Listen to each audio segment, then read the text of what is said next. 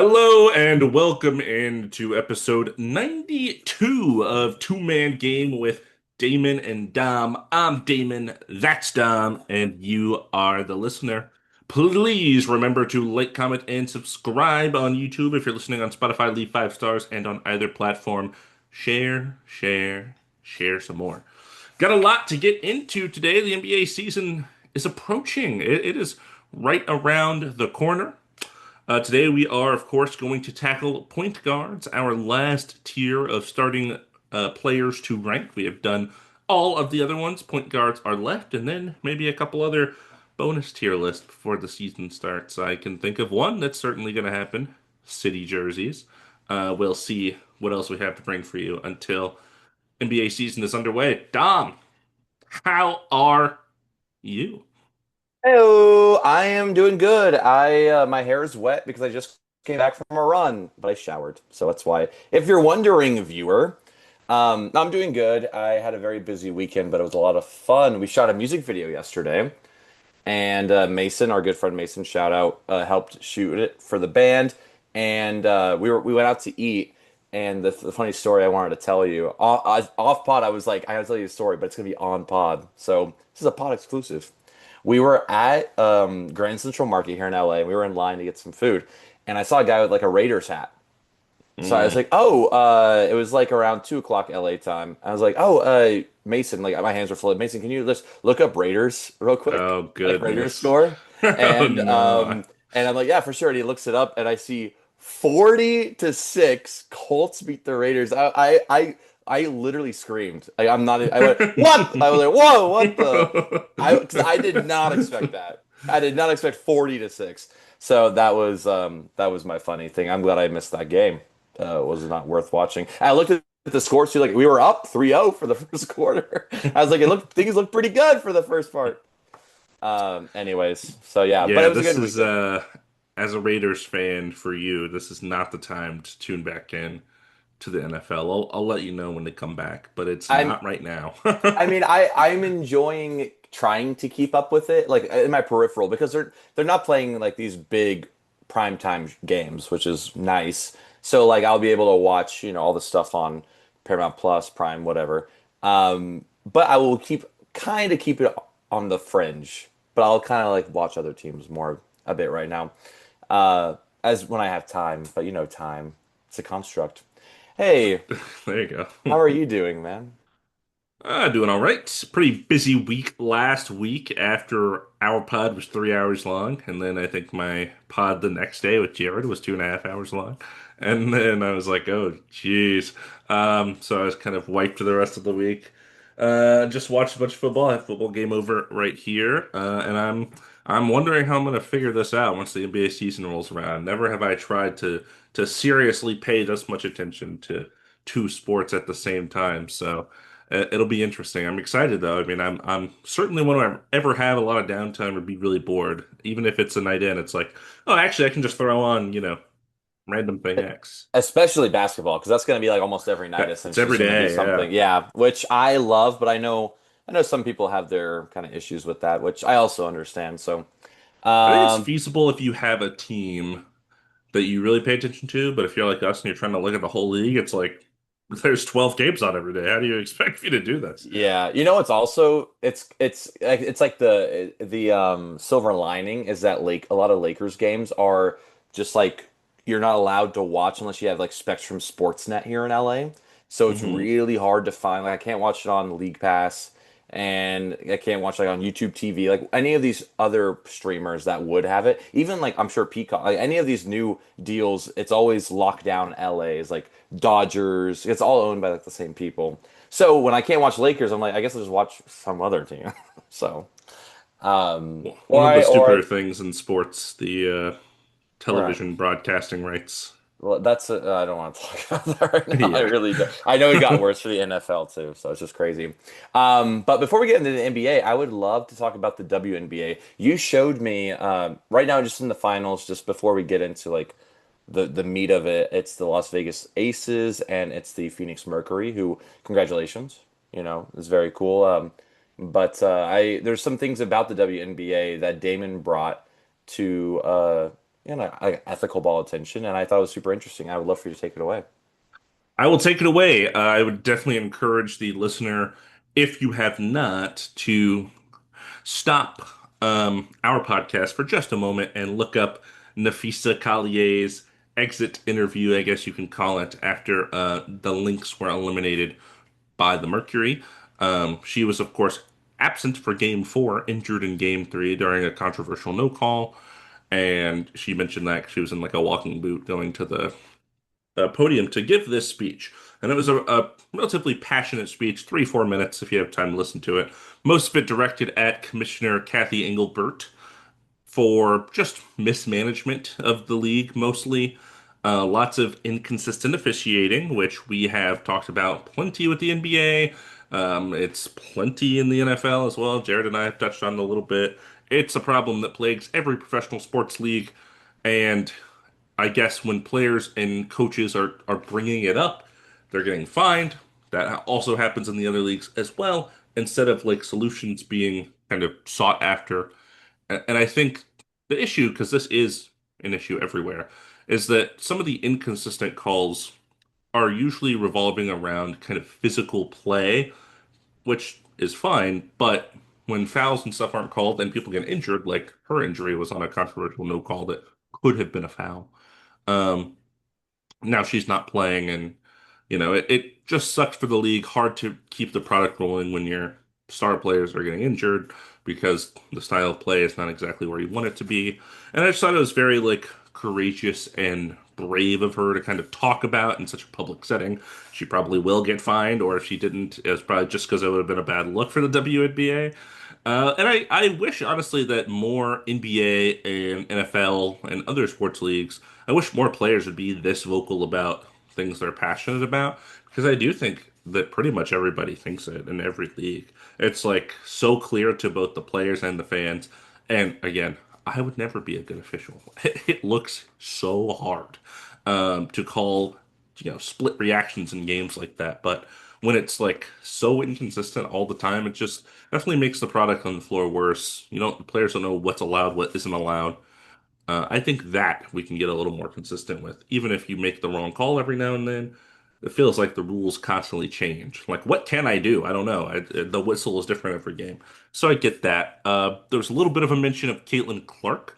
Apparently, when Collier and Engelbert last met, they discussed rookie salaries and how low they are in the first 4 years of WNBA players' careers.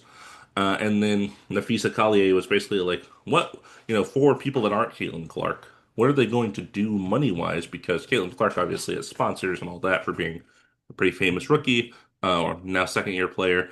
And her response was that she should be grateful for the WNBA platform for allowing her for all these opportunities when she was clearly this very popular player in college. So it wasn't really the WNBA that boosted her, and she denied making those claims. Um, Naturally, an update for you.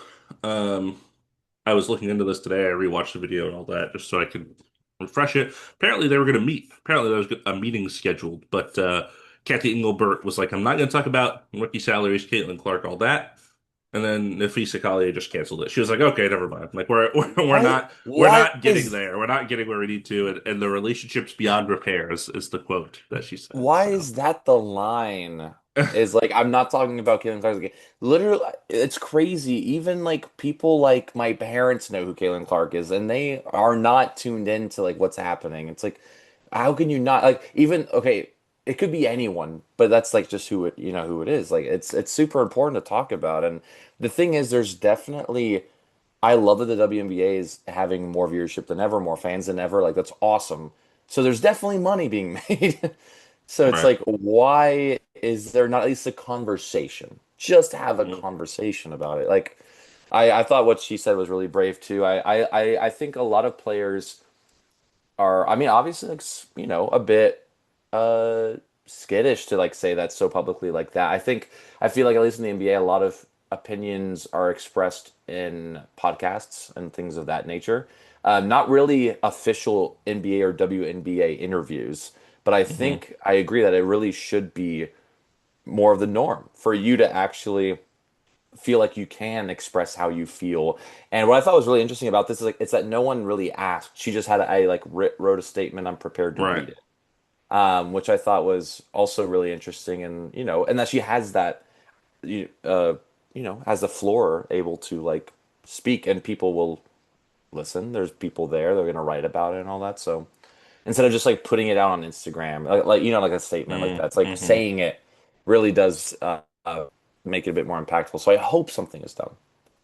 Yeah, That's I think criticism is an important part of improvement, absolutely, especially yeah, for, the NBA and NFL are so well established, obviously, but the WNBA has kind of been up and down in its short time compared to these other leagues. And right now, if they're going on the up, what can they do to kind of increase that? I think is important.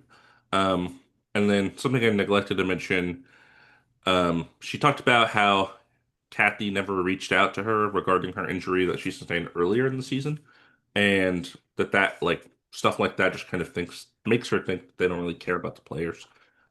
Which I would say is probably fair. I think we talked about this before. The WNBA, for revenue purposes, the league itself makes like 70% and players make like 30%, whereas the NBA it's 50-50. So yeah, that's kind of another issue too. Um, so a lot going on, and I'm sure there will be talks this offseason. I'm sure, the WNBA being in the NBA umbrella, they will kind of probably have some sort of influence in this, I would imagine. So we will see if anything happens. yeah. Hopefully, this off season after the finals and everything, maybe things cool down a bit, and then they're able to meet. Who knows? Hopefully. Something is done. To continue with the WNBA, so the Las Vegas Aces beat the Fever in overtime in Game 5 to advance to the finals. What's crazy stat, Asia Wilson and Jackie Young combined for 67 of the 107 Aces points. 6-7. Sorry, I had to do it. Dude, we were doing really well. We have to restart. That's it. And then Aces right now, so the finals right now are Las Vegas Aces and Phoenix Mercury. Like I said, Aces are up 2-0. The Mercury had control all of game one, but the Aces came back to take the lead in the fourth quarter. Alyssa Thomas missed two crucial free throws, down one with under 30 seconds left in the game. So I'm sure at practice they were doing free throws for an hour straight, That's as their I best would player, do. man. I know. It's sometimes the stress. I mean, I can't imagine what it's like to be in that situation. That's for sure. And then the Yeah. Aces pulled away in the second quarter in game two and just never looked back. I think it was like 91 to 67 or 68. It was a pretty big lead. So we will see. This is a 7 game series. Am I correct? Or Yes, five? the first of 7-game final series in the WNBA. Very cool. Okay, cool. So we got two more to look. Sorry, I'm not sorry. Wow, We they get swept. If that the was Raiders can't do it, somebody in that city will. yeah. Oh my God, it's so funny. So we Damn. have at least 2 games more to look forward to. That's what I meant to Right. say. Anywho, so that's WNBA. We shall continue to the NBA. A lot of stuff has happened Yeah. since last we talked. You want to tell me about some? I'll take the first signing. What the heck? Take Why it. not? Take it. Nick Take it. Nick Smith Jr., the legend, who we talked about, I think last pod or the pod before, signed a Yeah. two-way deal with the Lakers. Welcome to LA. I hope you get some playing time. Over Bronny, but it's not gonna. I wish, but probably not gonna happen. How long till he gets cut? To trade deadline, and we need a more. We need to do a trade and sign a free agent or something. I feel like the Probably. Lakers love signing people and then just cutting them. They're like, actually, never mind. We changed our I mind. mean, for that reason, like we just need 15 people on the roster, and then once it comes like go time, we're like, okay, but who do we really want on the team? Which Yeah. is I don't agree with, obviously, but I want to win. Anyways, We'll see. shall we? Yeah. Quentin Grimes, restricted free agency finally over, signing his qualifying offer, $8.7 million. This, of course, gives him a no trade clause, as the qualifying offer does. And then after this season, he'll go right back into free agency as an unrestricted free agent. So he can hopefully get a bigger deal since the Sixers were not willing to give that to him. Yeah, it's going to be a very interesting year for Quentin Grimes. He's one of the players I'm very interested to watch because last year he was one of the bright spots in the Sixers once he was part of that Caleb Martin Yep. uh, trade. And yeah, I am. He has some really good games down the stretch. I mean, the Sixers were awful, but he played really well. So curious to see how he looks there. Nikola Jovic signed a 4-year, $62.4 million rookie extension with the Heat. It's kind of he's been there for a couple years. He's has been in their rotation throughout. So Hmm. I think it's a pretty good value. It's about 15 million, a little bit more than 15 million a year. And yeah, what do you think about that signing? Yeah, I mean, it feels like not an overpay. I guess like he just hasn't played a lot. He hasn't had a ton of run with the team. It's like 15 million. This guy, and I mean, I guess theoretically he's going to start this year and probably play a lot more, and maybe he shows something, and it's like, oh, now it's a good value contract. You know what I bet it So, is? I bet they're going to try to use it for trades. Whenever I yeah, see anyone that signed a little bit more than what they're probably worth, I'm like, they're probably going to try to ship them out with like a package of like Aaron Wiggins and try to get some All-Star or whatever. You know, the Heat. you say Aaron Wiggins? I said Andrew. I Oh. meant Andrew Wiggins. I probably said Aaron. You said Aaron Wiggins, and I was like, what? And I was like, Andrew. Confused. Hey, Um, casual. That's on me. how about some Warriors news? Seth Curry signing a 1-year deal to unite with Steph Curry, both Curry brothers in Golden State. That's fun. Yeah, I thought also there's a funny story. I don't know if you saw this. Apparently, Seth asked Steph Curry if he would be willing to give him number 30 to wear. Oh, nice. And Steph said, well, I don't think the team would be happy about it or the NBA. And Yeah. yes, I thought that was kind of funny. I'm sure he was joking. Um, do they rock ST Curry and SE Curry? Or is it just Curry? Yeah, ugly that would look. That would look terrible. And I feel like for for Steph Curry, it would just say Curry like it does. And then for Seth Curry, he could put S. Curry, even though I get it, but it's like, oh, it's different. Who knows? I hope I they wonder what don't do number he'll be. 31. I was trying to think, how can you make 30 without 30? But that's hard. That's too Like hard for me to do right now. Oh, you could have it 38, like, but it's like a or funky like font. 21, or like something that adds up to, or something that you can Right. add together to make you can't, never mind. That doesn't make sense. I'm gonna go past this. I also, real quick, did you see what number Al Horford picked for the Warriors? No. What number was You it? want to guess? 42. No, I wish it was. 15. It's 20. Ah.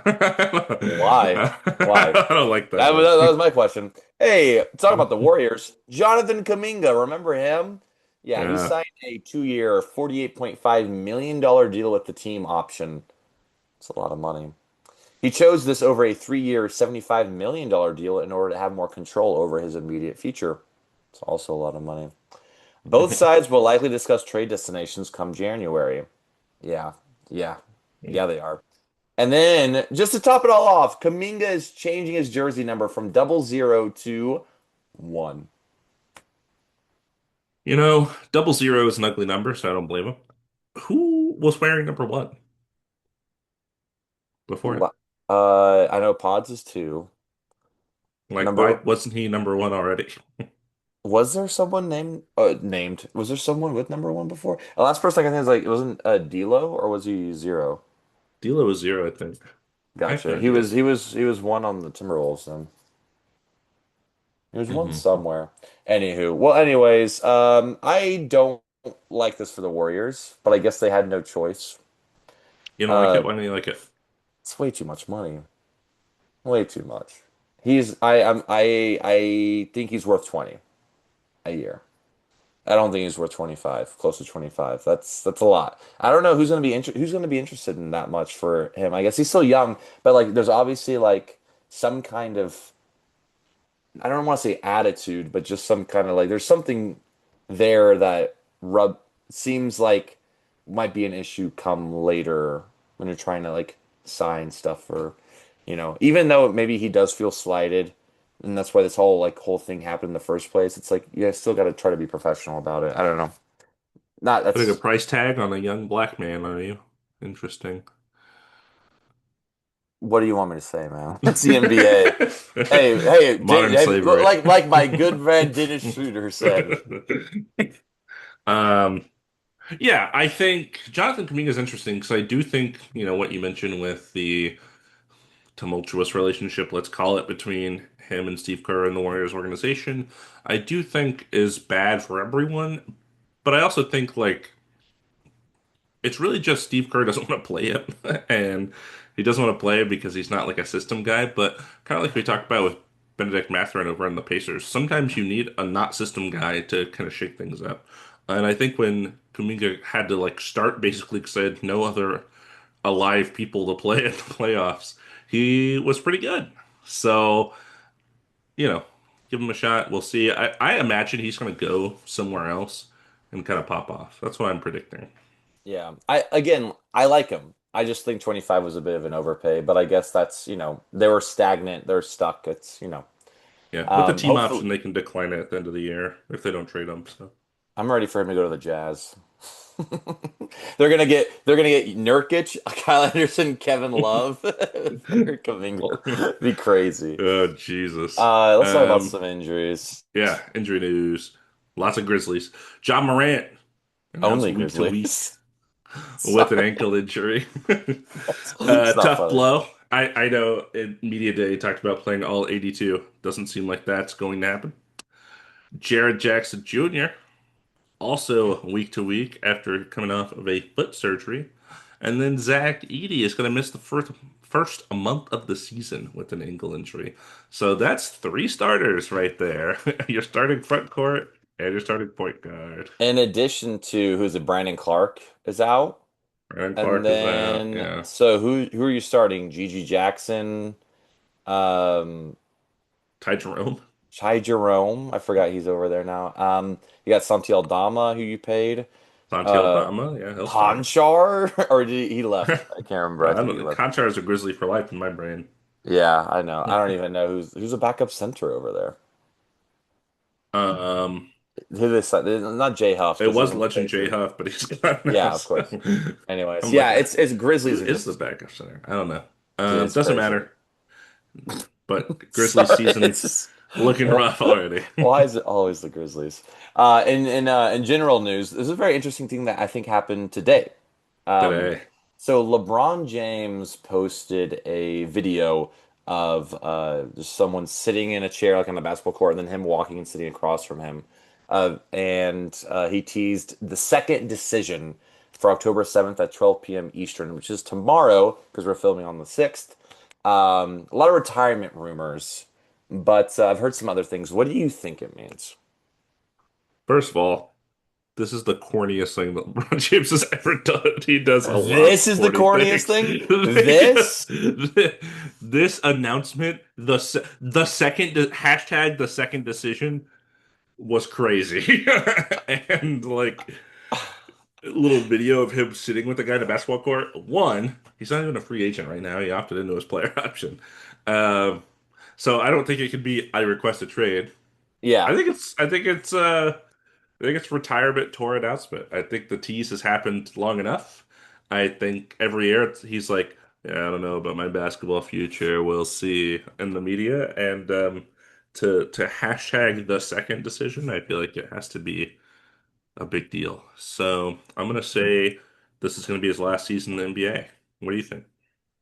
I feel like because it is so corny, I really, really think he's gonna do one more year after this.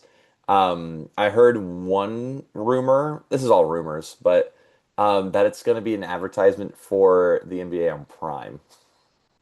Oh, that would be And that would be the corniest LeBron James thing ever. And also like, him just literally like, yeah, I'll do it for like $30 million. You know what I mean? So um I don't I don't know. I think it's too obviously seeming about the retirement thing because no way he's requesting a trade. That's ridiculous. Um it'd be crazy if it was the second decision I'm requesting a trade. That would be so funny. You know what? The second decision also does lead me a little bit away from retirement. I feel like that would be like the last decision or something like yeah. Well, that. I mean, I think he also put something like all roads lead to this or something, which I'm like, maybe that's a bit more retirement heavy. Anyways, if it is, okay, if he announces tomorrow, 12 p.m. Central, 12 p.m. Eastern, that's his last season, are you gonna go try to go to a game? Man, I feel like I would have to, but I feel like the tickets would be ridiculous. I feel like they're. Should I buy my I, Lakers? I was thinking about buying my Lakers Wizards tickets right now because they're like $90. I'm like, they're gonna be $290.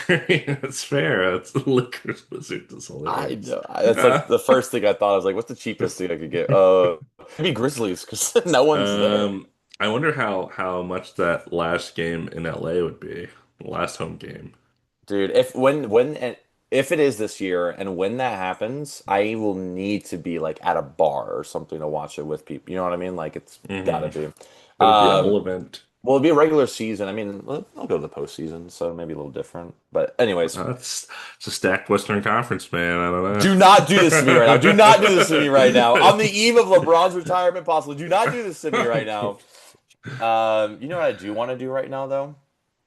What would you like to do right I now? really want to rank these point guards right now. Let's Really want to. rank some point guards then, huh? What Yeah, are you waiting around for? can you talk about it while you pull it up? Because my screen might freeze. Yeah, that's a great point. So this is our last position that we are doing point guards. We have done centers, power forwards, small forward, shooting guards. Here as point guards, what we are doing here is projecting how we think these players are going to finish out the upcoming season based on our observations of their previous seasons, how their team's going to look this season, etc.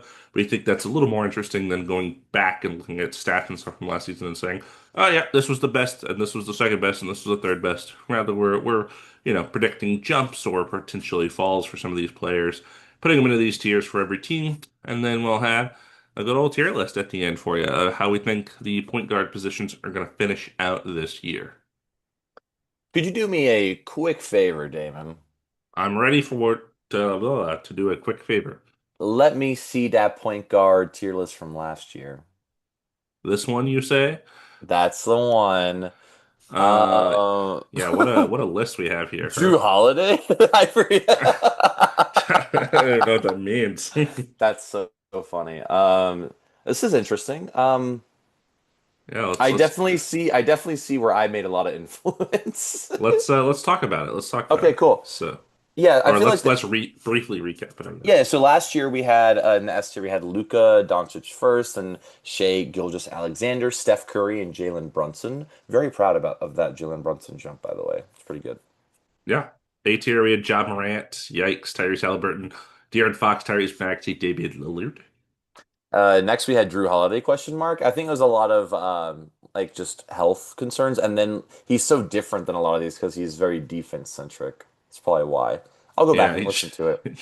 just ended Uh, up at his own place. I don't hate where he's kind of there because I love Jay. Anyway, so B tier. We have Jamal Murray, DeJounte Murray, um, Darius Garland, Trey Young, and Hello? James Harden. I don't know. Every name I said in the B tier, I was thinking Drew, and I'm like, why am I thinking that everyone's name is Drew? So sorry. Wacky. In the C tier, we had Jalen Suggs, Emmanuel Quickly, Cade Cunningham. Yikes. LaMelo Ball. Yikes. It's kind of a yikes, too. You hate LaMelo Ball. That is where I had influence for sure. I don't hate it though because he didn't play, so it's fine. I can't wait for us every year. D tier: Fred VanVleet, D'Angelo Russell, Terry Rozier, Dennis Schroeder, Malcolm Brogdon, Mike Conley, Chris Paul, and Tyce Jones. Yeah, and then F tier, Josh Giddey, Keontae George, Scoot Henderson. This Oh is rough. This is a little rough. this is a bit crazy. I definitely see some people higher than they should, lower than they. It's kind of all over the place. Some Yeah, people didn't play like half the season too. So, we gotta fix that. We gotta fix that. all right, I can't And wait of till next year. course, Like, yeah. we have the wheel. Ooh, Oh, beautiful. next Red, year white, when and we come blue. back and we're like, dang, that was wrong. Yeah, Like, we're stupid. without fail. Gotta love it. But yeah, and just once again, while you spin the wheel, I just want to say that, if we put someone in the F tier, it is not that they are the worst basketball player in the world. It is that they are the worst starting point guard. But it's so hard to be a point guard in the NBA. So, Yeah, it's not. probably We're the not saying most they're bad. stacked position in the Yeah, league. Um, absolutely. and yeah, And it's tough. You're a 99% basketball player, so. yeah, I want you to take the first one. Cleveland Cavaliers. Who do we got?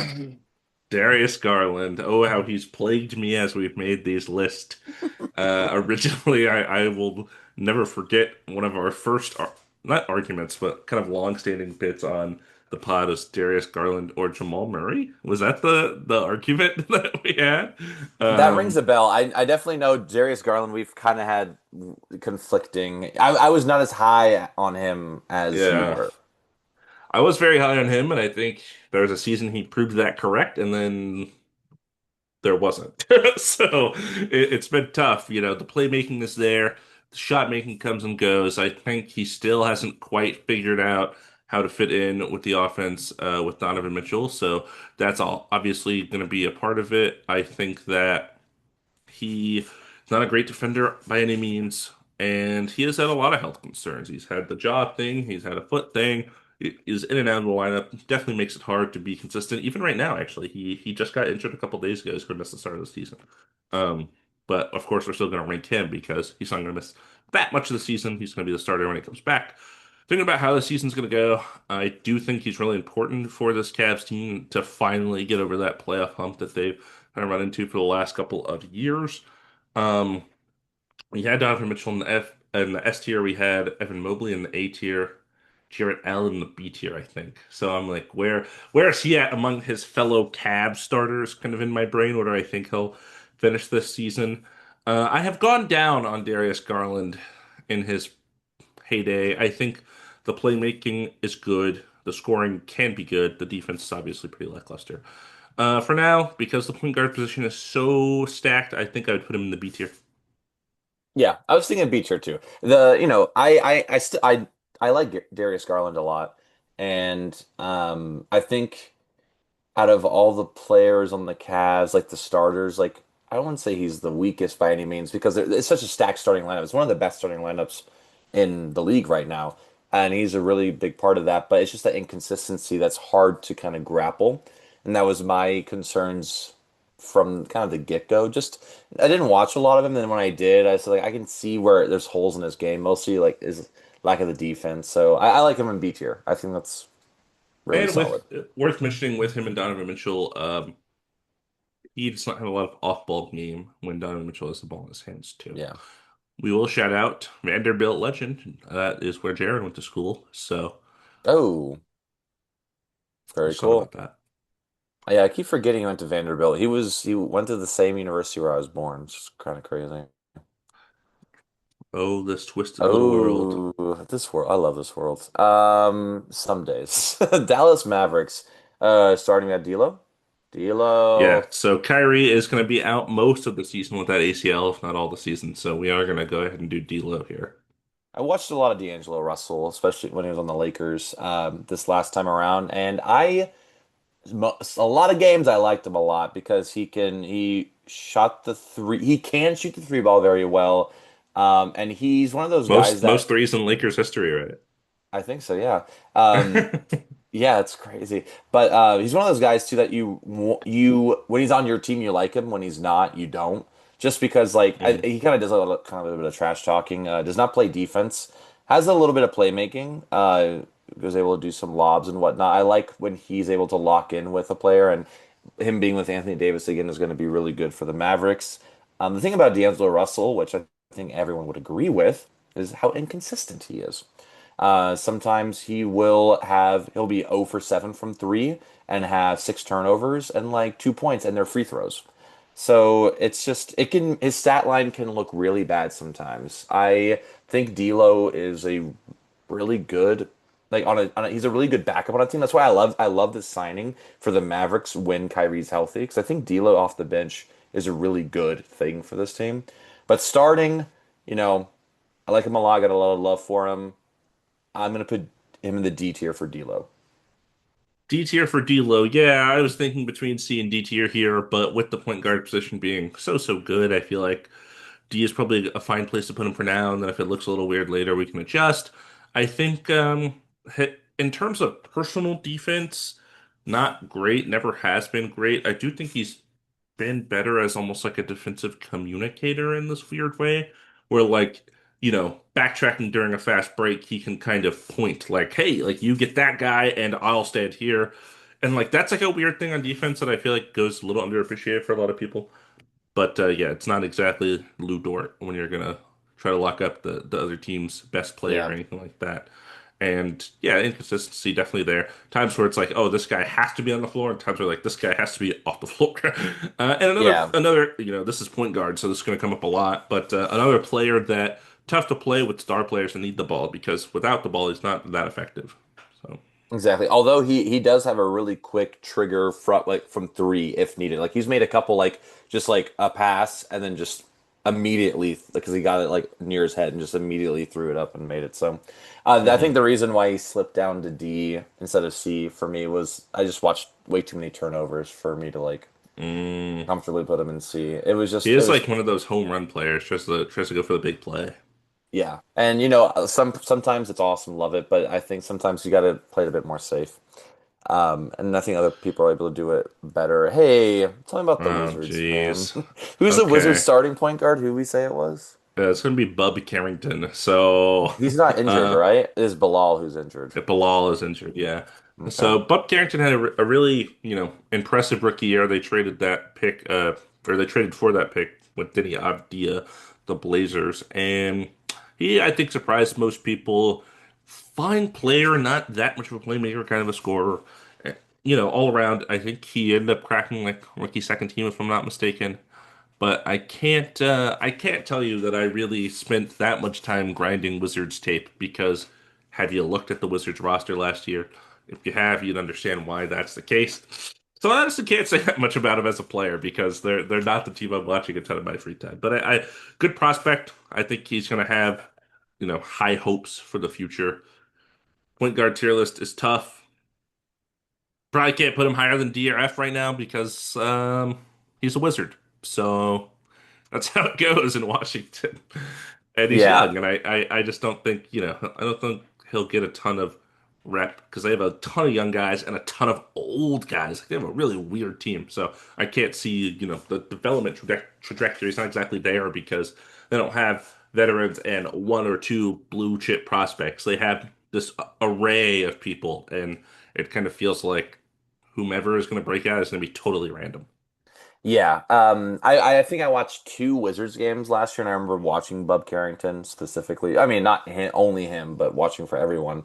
And yeah, like you said, it was a lot of scoring and um that's really like all I could really. I just remember he's like a little kind of shorter than like some of the other guys on there, but I think back a D tier or F tier is the way to go. I hope he gets a lot more run because I feel like he can be maybe not like a starter on a team, but he could be a really good backup one day. Or maybe start. Maybe he'll impress both of us. Maybe he'll just blow us away this year. Who knows? But um, it's up to you. We're gonna do behind D'Lo or F tier. Yeah, it's tough. For now, I'll say F tier, just because Yeah, I think, again, not F tier as in F tier player, but in terms of a loaded point guard, you really got to prove yourself at this position to earn your way up that chart. yeah. All right. Did we put any? Oh, I guess we did put some Wizards higher than like D or F, like I CJ mean, they had like McCollum Chris and, Middleton, CJ Chris McCollum. Miller. They Yeah. got just such a strange team. Um, Oh, all right. Minnesota Timberwolves. We got 45-year-old Mike Conley. just about, yeah. Where is he? All right, there he is. Okay, so Mike Conley has played like really well on the Timberwolves and has been able to play really well alongside Anthony Edwards and Rudy Gobert and Cat was there as well. And I think he's getting older, so he's relying a lot more on his playmaking and his like shooting from three. And I think I don't remember his percentage from three, but must have been like league average. I know the year before it was like really good, but this past year he was being played off the court. There was a lot of Nickeil Alexander-Walker just because he couldn't keep up with some of the younger guys in the playoffs. And this year is just going to be probably worse. And I like Mike Conley a lot. He is like he is like the godfather on the Timberwolves. Like everyone looks up Hmm. to him, and he's such a great floor general for this team, and everyone respects him. But it's hard for me with everyone else on this list for me to put him like probably higher than like I want to say like back a C tier, but I'm like more like D tier above D'Lo, just because he's like I'm projecting, right? I'm thinking and like this season it's gonna be tough. Everyone's just, everyone's legs are young and running around, and he's just getting older. So I don't know how much he's gonna. I know they're developing Rob Dillingham because they want him to be able to play, but I know Terrence Shannon's also in works, but I feel like he's more of a small forward than a point guard. They might have more DiVincenzo point guard, Yeah, he's but he's more of a shooting guard type, I would say. Yeah. gotcha. But yeah, I a lot of love from Mike Conley, and he's a big. I think he is an underrated reason why the Timberwolves have been so good these last 2 years. I do believe that, but this is the first year where I think it's getting to that time. Yeah, Father Time's undefeated, as they say, and Mike Conley, I think, started showing those signs last season. I mean, he's not been the player since his, Grizzly days, even his Jazz days, where he was kind of a pity injury replacement, one-time All-Star. But he's been getting kind of lower and lower every year. And last year, I feel like was the first time it was like, oh man, he's like not effective anymore. I think something that doesn't help him in his elder age is that he has very slight build, very small point guard. So he used to be like a pretty good defender for his size, but now as he gets older, he's a little slower on the feet. Tough to defend these, super athletes in the NBA when you are older and don't have kind of a size advantage. So that's something to consider. I think the veteran presence is still there. The IQ is there. He's going to make the right play, the right read, the right pass, the right shot, etc. I think it's just, his capability, his effectiveness is kind of wearing off as he gets into the twilight of his career. I think thinking about kind of contributing to the team, I think I would put him above D'Angelo Russell. I understand your argument because the point guard position will be so loaded, kind of keeping him in the D tier for now is fine because I do expect, another kind of regression year for him. Yeah, yeah, exactly. But all love for Mike Conley on this pod. Oh, for sure. For sure. Mike Yeah, Conley, that's a childhood icon right there. That guy's been playing since I was in high school or before. yeah, I know it's crazy. But I like where he's at, and I like that. I like how they really appreciate him over there too. Mhm. And now I All want you to tell right. me about your favorite. Last year's F tier, Josh Giddey. Dude, Yikes. I remember why. I remember why we put him in F tier. It's Yeah, because the okay. fit. It was all Okay. fit. I remember. But Okay. it's so that's our ex reason. Anyways, it's your turn. You go. Sorry. Josh Giddey is so funny, man. The playmaking is really good. The driving, I think, and playmaking is has gotten better. He definitely needs to attack the basket more. He's so tall. He's like 6'8" at the point guard position, so he needs to kind of develop his attacking the rim game. I still think that's lackluster. Obviously, the shooting's not there. It hasn't really been there his whole career, aside from last second buzzer beaters against the Lakers, I guess. We And don't talk about that. We don't talk about that. We don't talk about that. the defense hasn't really been there either. But the like playmaking is so good and like the vision is so good that I think it does carry him quite a bit. I think the other stuff has come along. Just got paid this offseason. I think the Bulls are probably much more excited about this trade now than when they acquired him for Alex Caruso because I think he showed enough last year. And he's still so young. Like he's been in the league for a little bit. He's like 21, 22 still Yeah. because he came in like right at 18. So he is still quite young, and I think he still has ways to go. I think he'll get even more of the keys to run the offense this year for the Bulls. They got rid of Levine last year, of course, as well. So now it's him, it's Kobe White. Those are kind of the two guys in the backcourt running the show, and then I hope that kind of helps him blossom a little bit. I'll Yeah. take a jump from Josh Giddey and put him in the C tier. Go ahead. Cool. Yeah, I agree with everything you said, obviously. Triple double like flirter machine because he's always like 14, 9, and 10. It Right. gets really close to triple doubles almost every game. And I think especially now, like kind of just handing him the keys of like run the offense. And I liked what I saw a lot last year from him on the Bulls. And like you said, I think they feel really good about, how the into last season went. Like, flamed out in the play-in, but that team was kind of cobbled together. So many trades happened. It was just kind of what it was. Um, yeah, I like him maybe more than you because I was thinking B tier behind Darius Garland because Slow down, I mister. well Slow- here's my question, who's the best player on the Bulls The best player in the Bulls. right now? Jeez. Yeah, that's tough. Probably Kobe White. It's probably Kobe White You take still. Kobe White over Josh Giddey? Oh, it's tough. It's tough because Josh Giddey runs it. He's the motor. That's but That's that's I'm just saying, like, I feel like Josh Giddey, there's an argument that he is the best player on the Bulls. yeah, but like if I And put Darius Garland on the Bulls, is he instantly the best player? yeah. Yeah, I think it's not close. So that's why I wouldn't put him on the B I tier. don't think it's that because I think Josh Giddey is the best player on the Bulls.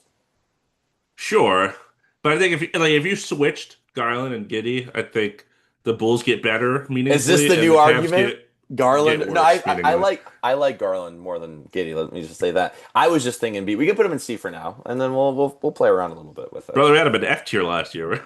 No, I know, but I also don't think I really liked him in F tier, but I'll have to maybe what if I'm the one that like he has to go Fair, in F tier, he has to go in F tier. fair. Just I, looking I back will. on I it. think also like the defense is so bad, and he can't shoot.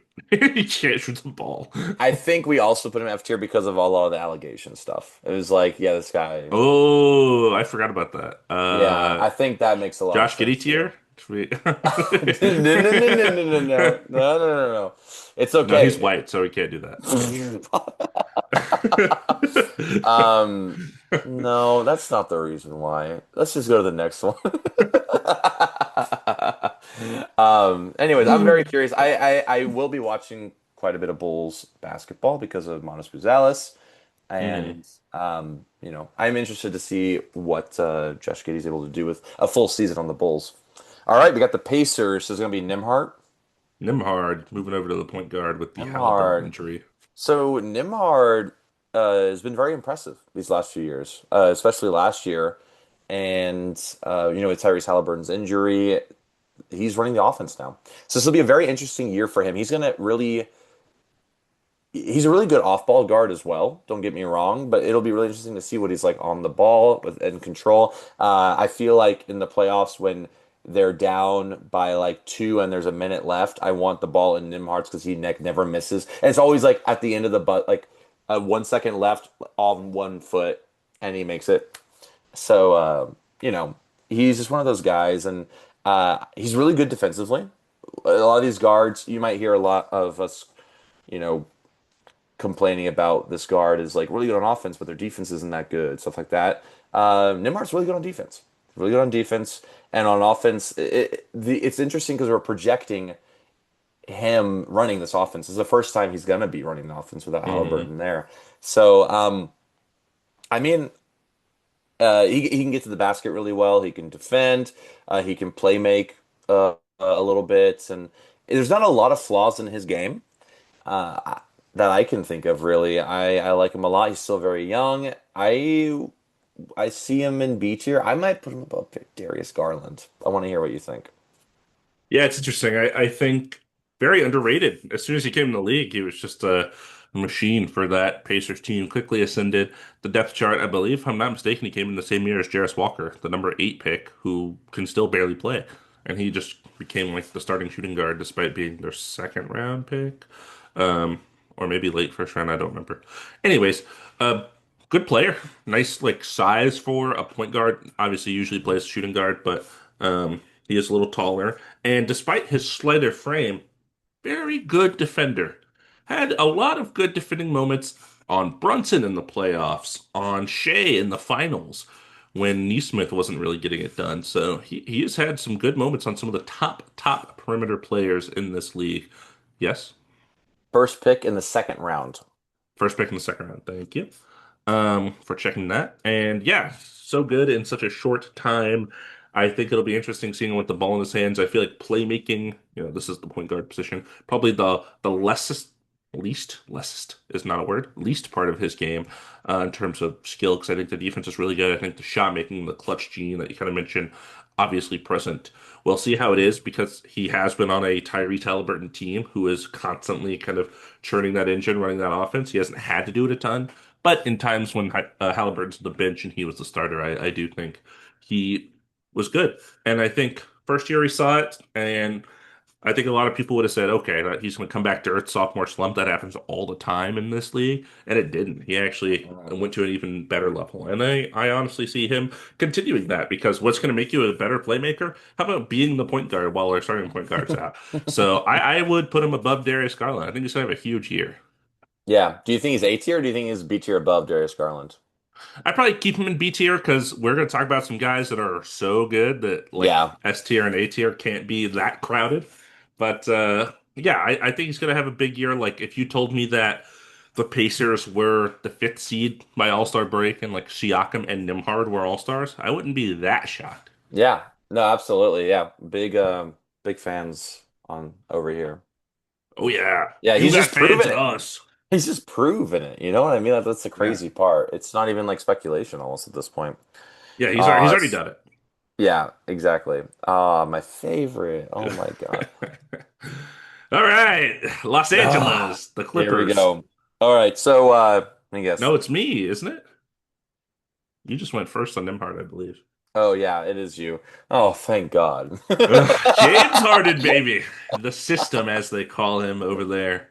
This guy was an all-star last year, and I think slipped into the third team All-NBA, which I didn't agree with. But I can't deny that he didn't have a good season because he did have a good season, much to our chagrin. And, I was surprised, honestly. I thought that he ran the offense pretty well. I thought the Clippers were a team that was very formidable throughout the season. Yes, they kind of, exited pretty abruptly in the playoffs, but when their guys were out, he really carried the load for them, regardless of who was around him.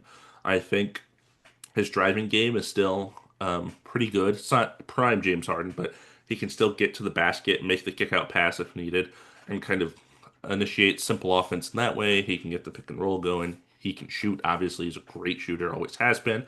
And I think his defense is better than it used to be. I think that people used to really clown on like prime James Harden for his defense. And as he's gotten older and kind of the offensive load gets a little less and a little less, I think the defense comes around. And that's a pretty big deal. So I'm pretty happy with James Harden where he is in his career. I don't anticipate he's going to jump. Obviously, he's old, but I do think he's going to be a very solid point guard. I don't think he's going to fall off a cliff, even though he's up there in age, because he is not somebody that's beating you with a burst of speed or prime athleticism. It's very methodical, and he's kind of bulky too. He can kind of get a little shove in there, and they don't call an offensive foul or anything like that. Stuff that you can still do when you're older. I would put him. Oh God, this is tough. It's the toughest one so far, easily. I also want to say that his the way he plays is not very physical, so it's not like he's usually on the ground getting pushed on the ground and like stuff like that. Yeah, he will foul bait, but he's really good Hmm. about taking care of himself when he's doing that. Like he trains for that kind of stuff. So that's why I think I'm on the same page as you, where I don't think he's gonna just like fall off because the way he plays is not it doesn't rely on speed as much as it does on craftiness. I gotta say it real quick. I had Monday Night Football open Chiefs Jaguars. Uh, Jaguars got or Chiefs got a pass interference, so the Jaguars had first and goal.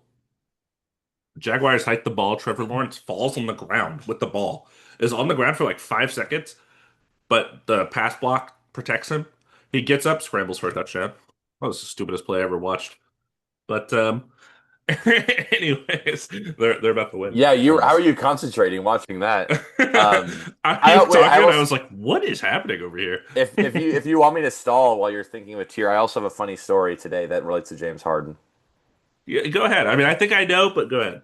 Yeah, I was walking to go buy groceries on my lunch break at work, and I saw a guy wearing a James Harden shirt and said 50-point game 2025, and I was like, I was at that game, That's so random. and I was like, why did they make shirts about that? I was like, I don't remember seeing anyone making shirts about that. Anyways, I thought that was funny. So I think I'd put him in the B tier. I think that's pretty obvious. I was considering like, is he so good that I'd put him in the A tier? That's kind of where my head was.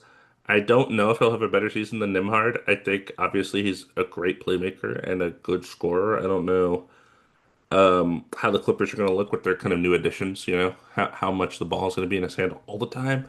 I feel like it still will be in his hands a lot. But help me, please. I You're honestly, making faces over there. I was thinking A tier, man. You know I don't like him, but Ah, I'm like because fine, I'll like do it. because he looks so good on the and then even and I think this team he has more weapons too as John Collins now to be able to like lob to and him and Zoo have another year under their belts of like just like being really locked in.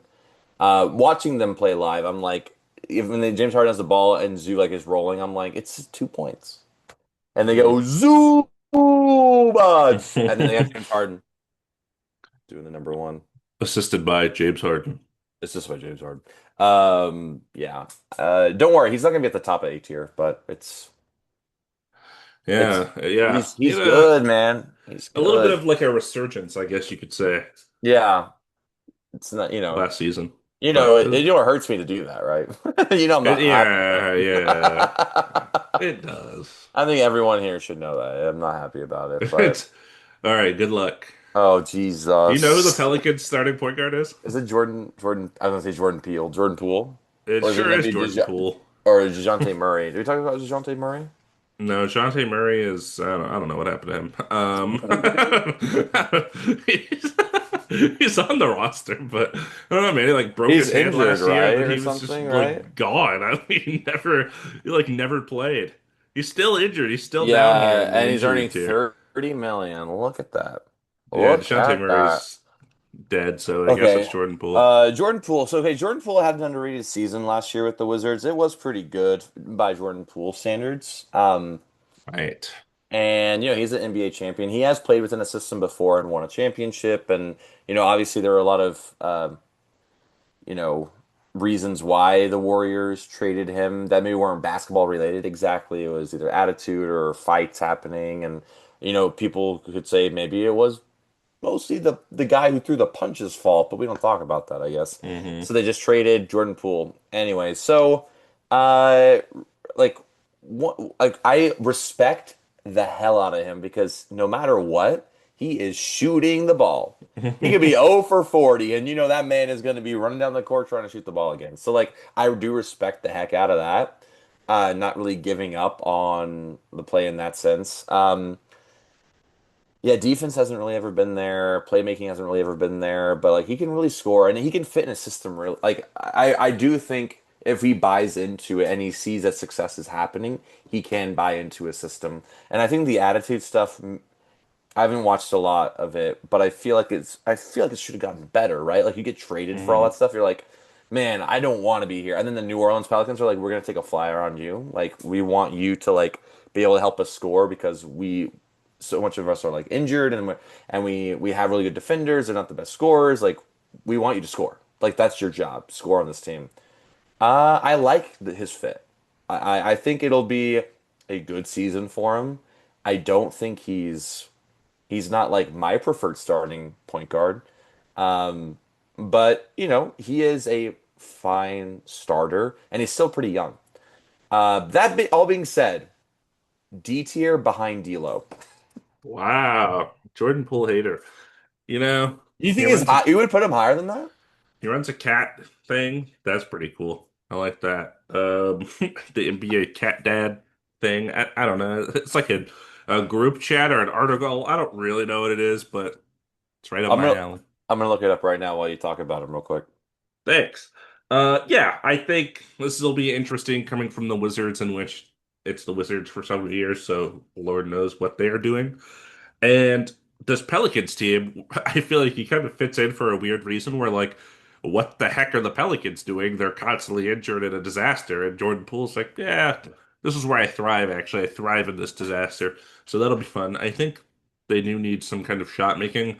They have a lot of shooters, but they're all catch and shoot guys, really. Trey Murphy, Jordan Hawkins, those guys, and Herb Jones even. But Jordan Poole is a creator, and they didn't have a ton of that. There was theoretically CJ McCollum, DeJounte Murray before he got injured last year, but they don't have a ton of playmaking, which I wouldn't say Jordan Poole's a great playmaker either, but he can at least get his own shot. And I think the team does need a little bit of that in their lineup too, because the guy that's supposed to do that is often injured.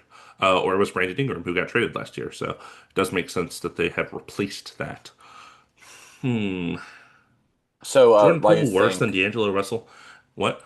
why you think about that? So Jordan Poole's known as a dedicated cat dad. So what he Mhm. has is a secret society of NBA cat dads, is what he calls it. Just where him and other like players who love cats can talk about their cats and hang out.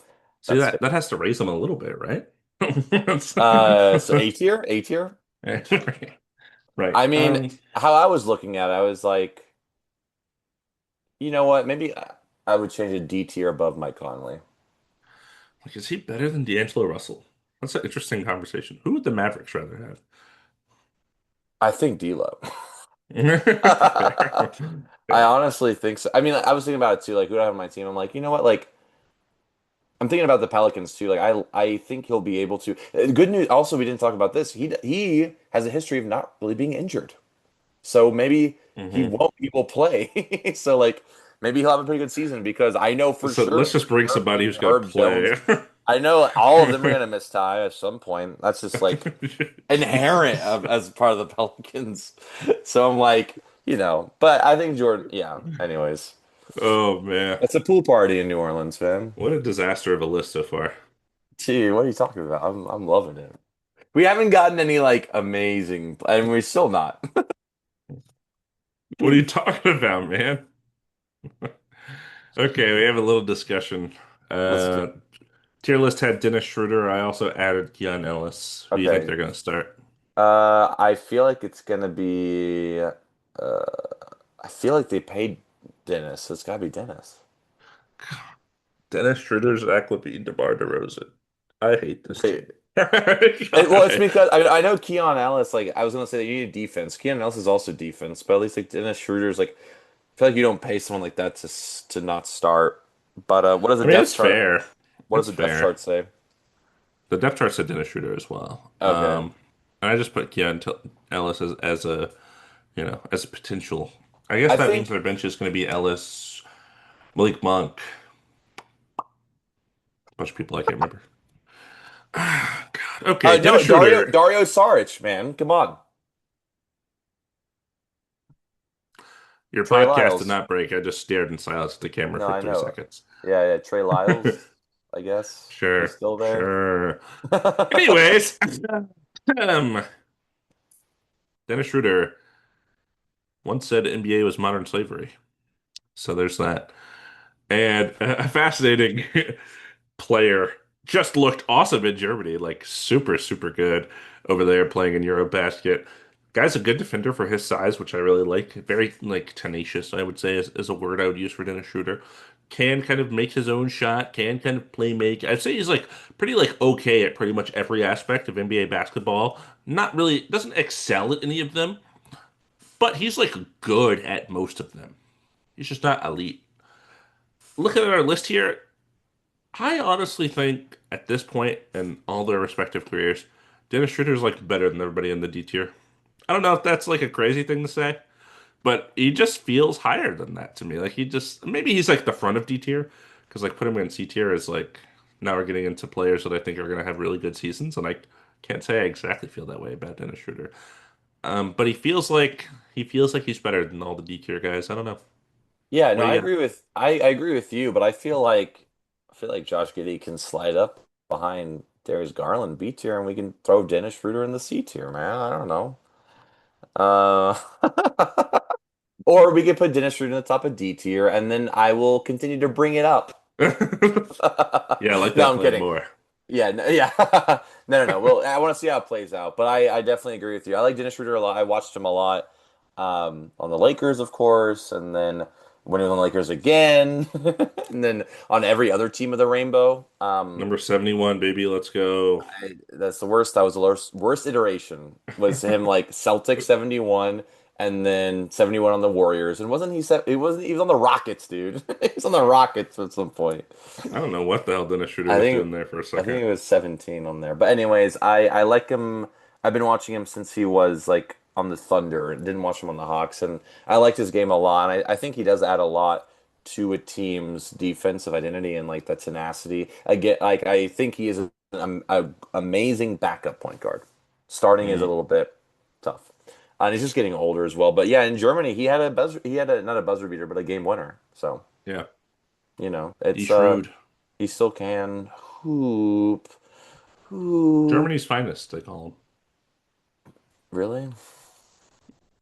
No, no one actually calls him that. Dirk? I feel like you'd say Dirk is his finest.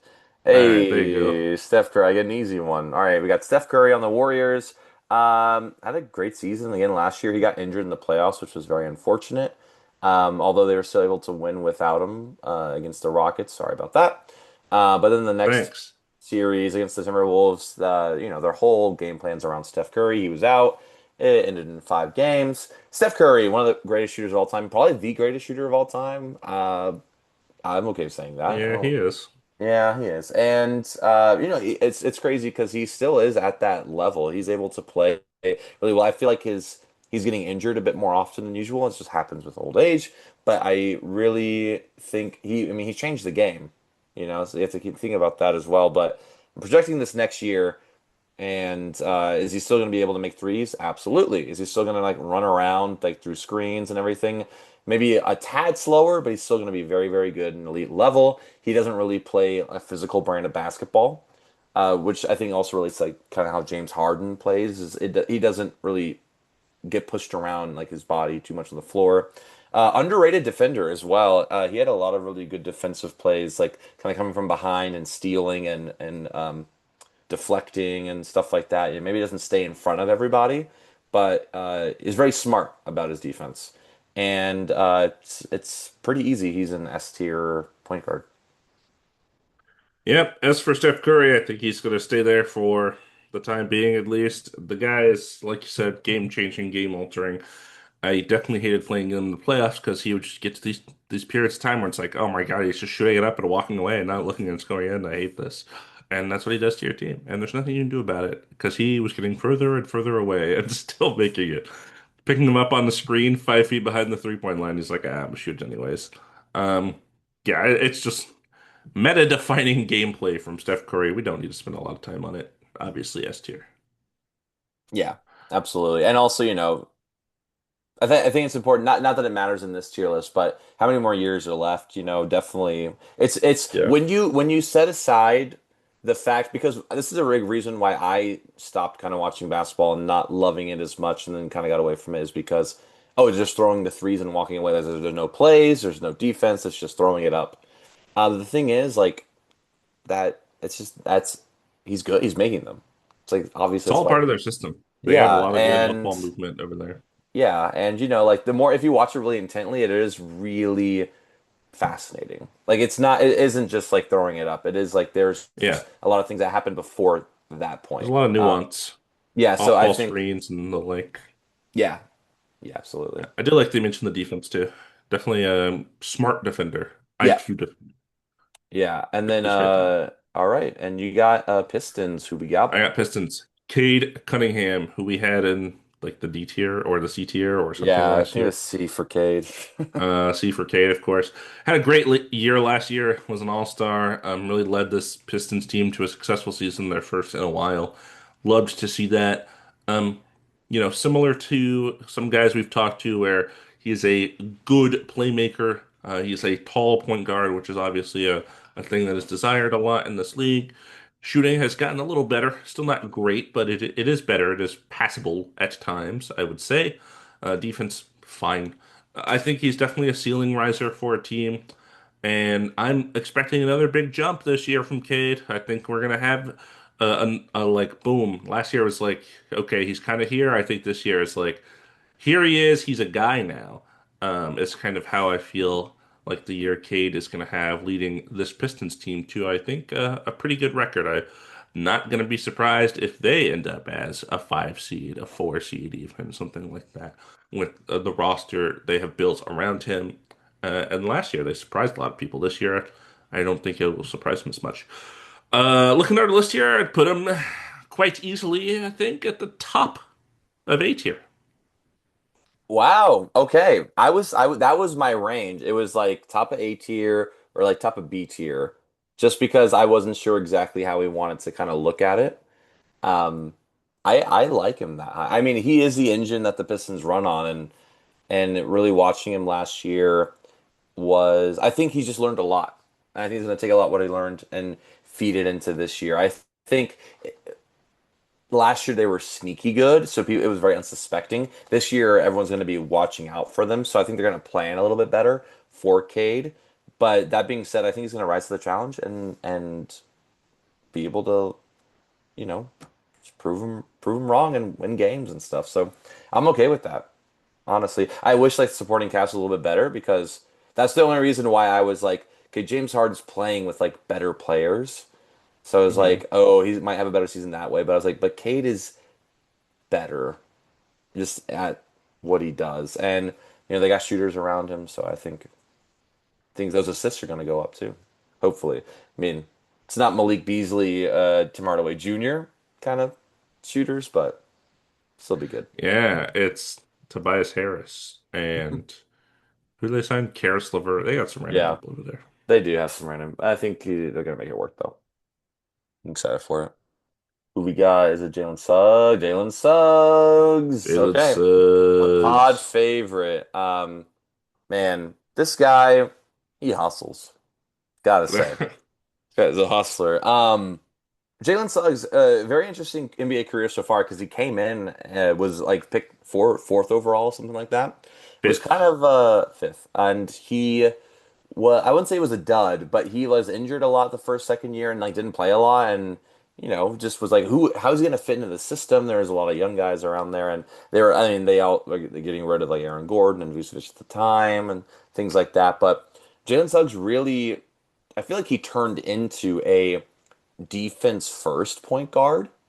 And he really is like the heart of that Magic defense that really would grind out teams and able to win games because they just locked into a defense led by him. Either he was getting a steal or just by the passion that he was playing with, and everyone else just locked in around that.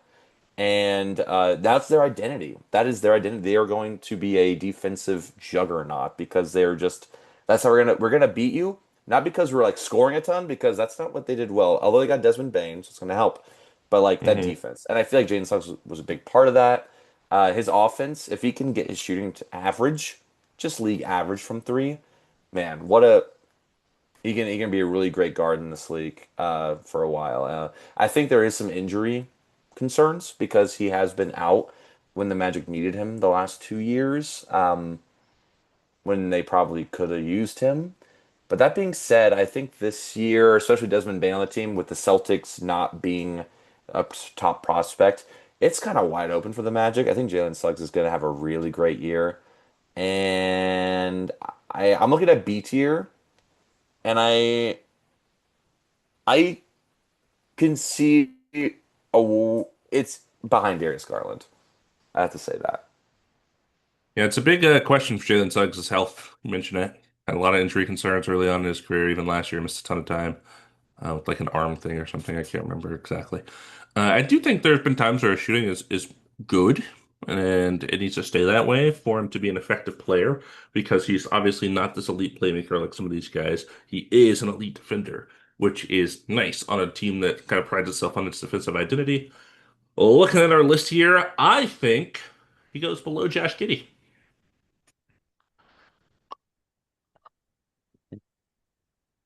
Dun, dun, dun, dun, dun, dun, I just dun, think dun. that defense is so elite, though. You It know? is, but I think the offense isn't as the Magic offense has been bad and every year after year. And I Do we think meet? I'm ready for Josh Giddey season, you know. Well, Fine, that's I'll why. move Josh Giddey to B tier and then put Jalen Suggs in C tier. Okay, Fine. that's perfect. Perfect. Fine, fine. It was gonna You happen. It win. was bound to You happen win. eventually. No, I'm kidding. No, I no, mean, Dennis Schroeder should be right here. No, that looks wrong. that looks a little weird. Yeah, That- yeah. I am very high on Jalen Suggs. I will let you offset my favoritism a little bit. Yeah, settle down, I Buster. appreciate that. Jalen Suggs like an all-star this year. Ah, damn. Or we look at it, it's like, yeah, yeah, who's in the C tier now? And then next year I'm gonna say, I can't believe you were so low on Jalen Suggs. We should have him here. Why were you so Can't believe low you on? were so Why low. were you so low on? That's crazy. All right, tell me, talk to me. All right, New York's finest, Jalen Brunson took another pay cut. Let's go. Jalen Brunson is fascinating to me. Can't talk about him without talking about his post footwork as a 6 foot tall guard, which is very strange. Also has elite shot making, definitely has the clutch gene, definitely foul baits, and it annoys the hell out of me, but he is good at it. And he gets the whistle, so if he gets the whistle, he'll keep doing it. Defense is not great. He is definitely going to find himself in a lot of pick and rolls, but he's going to will his team through the playoffs as he had in the last several years as their best player. And I can't believe we put him in S tier last year. That's actually kind of crazy because um, that feels like back of S tier, I guess, is where I would have him. Like he maybe is the last guy that's gonna kind of stick on there. I just maybe he's not at that level. I don't know. So I know we're gonna have Steph there, and I know we're gonna have Luca, and I know we're gonna have Shea, and it's like he doesn't feel like he's quite there. Wait, Um, wait, you. I thought we did a great job at putting him at the back of S tier last year because we project. Because before I feel like he was B tier, and then we are like, I feel like he's gonna be a big jump, it is, I and mean, he did. it is a projection. He He was an did jump. all-star. I just thought if he jumped that high. Okay, But I don't know. you What do see you where think? Do you want to put where him right back in S tier? I think so, man. I mean, like the way he's able to just really bring that Knicks team together, like without him on the court, they're fine. Like they're really good. Cat's really good as well. But he's just able to will his team into no matter how dire the situation looks, he's able to find the open guy or he's able to make the clutch free throws or make the clutch three or foul bait and be able to go to the you know what I mean? Like I feel like he always finds a way and that is so unique compared to a lot of these other guys. And I trust him. A minute left. I trust him more than Cade, probably. I trust him more than James Harden. Like I feel like he's there Hmm. Yeah, I mean, personally. I think I would definitely have him above everyone that isn't Steph. I just don't know if that means Yeah. he's S tier, I guess. I mean, we can put him top of A tier, man. You He said was an all-star last I year. can't shut It's you great. I down don't 2 times in a row. yeah, but I feel like we keep you keep doing what I you keep putting them where I want. So I want, we'll see. Once we start talking about everyone else in S tier, things move around. It's okay. I get it. I thought we did a great Ah, job putting him in S humbug. tier. In the comments below, let us know if Jalen Brunson is an S tier point guard. No one comments, so it's okay. I But meant more for like the. Oh, hey, tell me about the Celtics, man. Or it's I me. make the short at the very end. It's like they don't hear the analysis part. They just hear the list of names. Yeah, I mean that's the part they. I'm gonna say it again during that part. So we got Derek White, huh? Or are we talking about it? We talked about Derek White as the shooting guard, so we have to decide between Peyton Um, Pritchard and Anthony Simons. Who do you think is going to get th- more starting that's PG reps? that's crazy because I feel like it should be Anthony Simons, but he just got there, Mhm. so they're probably Yeah, I gonna think he's clearly more talented, but Pritchard the has the ceilings. longevity. Yeah, yeah. So I feel like Celtics do the safe thing. Like they usually don't do the, oh, we're paying him, we have to play. And they're like, no, we like Peyton Pritchard more because he's been here. I Like, don't know, but maybe they like him coming off the bench. It's kind of the role he fulfills. yeah. So what were you thinking, Anthony Simons? I don't know. I put both on here because I didn't know. Because Flip Derek a White was on here, and coin. I was like, well, it's not Derek White. We already talked about him. Yeah. I mean, I like Anthony Simons starting. Let's do Anthony Simons. Let's do Okay. Anthony Simons. Yeah, Anthony Simons coming over from the Blazers. Really great scorer. Has had a lot of great years on the Blazers as probably their number one option. Just being able to score and whatnot. But besides that, is his defense good? I feel like it's not, right? No, Yeah, terrible, terrible, that's I terrible, couldn't terrible. remember. I was thinking about someone else, I think. Yeah, the Celtics they really love their defense over there. So it's a little bit of a strange fit for sure. I mean, they made this trade, Drew Holiday and Anthony Simons to save money, which in the long run is probably a good idea. Um, I think they're going to need scoring because Jason Tatum is going to be out for quite a bit. I wonder how much because he's like on his feet and everything too. I don't know if you saw that. I'm like, that's crazy. Hmm. Um, but Yeah, just walking around in media yeah, day. I'm like, oh yeah, I didn't just tear my Achilles. So Anthony Simons is interesting because I'm projecting him on a new team, his ability to score. I think everyone around him will be able to defend pretty well, and he'll match up pretty okay with Jaylen Brown. My biggest question mark is when Jason Tatum comes back. What is this? Like you got three guys that can handle the ball, and you mentioned this about other guards. Anthony Simons, when he doesn't have the ball, like off ball, I'm like, what is he doing? So, Not a whole lot. yeah, I mean, he can shoot okay, if I remember correctly, like from three, Yeah, probably like he's a good league shooter. average. He's a good Yeah, shooter. yeah. So, he fits in that He's a system way. volume shooter too. He'll just Yeah, chuck it up. yeah. So, yeah, this is I haven't really. I feel like he's got a. I feel comfortable maybe like C tier, maybe in front of Jalen Suggs, maybe behind Jalen Suggs. That's kind of where I'm looking right now. Yeah, it's a weird player to evaluate because I think he's going into a new situation. He doesn't even feel particularly desired. Like I feel like I wouldn't be super shocked if the Celtics moved him at like the trade deadline again somewhere else because he doesn't feel very Celticsy to me. Look at this picture I uploaded. Look at his frown. He is quite annoyed with his time there. I was actually looking at his Blazers picture, and his Blazers picture he's all smiley, and then his Celtics picture he's just frowning, which is hilarious. Yeah, you mentioned all the stuff. I think good shooter, good creator, okay creator. I don't know if I'll go good yet. Bad defender, Yeah. really bad defender. Dunk contest winner. We much mentioned in the accolades. So random. And yeah, I'd put him behind Jalen Suggs. I think Jalen Suggs will be Yeah, back. yeah, I'm cool with that. I'm very I high mean, on like I Jalen want Suggs, him as to. we know. I feel like I've wanted him to take this jump for like 3 years after they originally got rid of Damon. It just hasn't really happened. Like you see it Yeah. in flashes, but it hasn't stayed consistent. Yeah, like he'll have a game where he scores like 38, and Yeah, it's just like, and then they probably lose. But like the Blazers, like when yeah. that Even was when he's going scoring on. 38, it's like, is this the best offense we could have right now? I'm so glad you got Brooklyn Nets because I don't know a dang thing about this guy on the Brooklyn Nets. I'm gonna tell you this: it's Yegor Dioman, the guy that drafted number 8 overall. Um, and really, all he does is play make. He's coming in looking like Josh Giddey, except he's 18 and he's on the Brooklyn Nets. So he's going to go right here in the F tier, and I'm not going to think about it too hard because I don't think the Nets are going to do really anything that matters this entire season. Yeah, and they got. We said it before. We'll say it again. They got way too many of these young guys over there. So 5 first round picks, and all of them are on the roster, and like 4 of them are point guards, basically. yeah. But So I I have assume nothing to this is add. the first guy taken. He should be the starter, I think. Yeah, that would make sense to me. But again, the Nets don't make a lot of sense. All We're right, gonna we're have another halfway. 3 hour pod, so I might as well just Yeah. Hey, take the quick ones when I can. I know. Sorry. Of course, we're halfway through. There we go. We got Halfway, San we're getting there. Antonio's Spurs. All right, we got De'Aaron Fox. We got Fox. Wipa. Foxy. That's what Domantas Sabonis called him. Domantas. Wow. Foxy. All right, De'Aaron Fox. Super. What the? I'm not allowed to speak. Super quick. Can score all three levels. His shooting from three has gotten worse. But I feel like him being paired with a talent like Wemby is going to do a lot of great for his like playmaking because he has shown flashes. On the Kings, he never did like a ton of it, but he would have a couple assists here and there.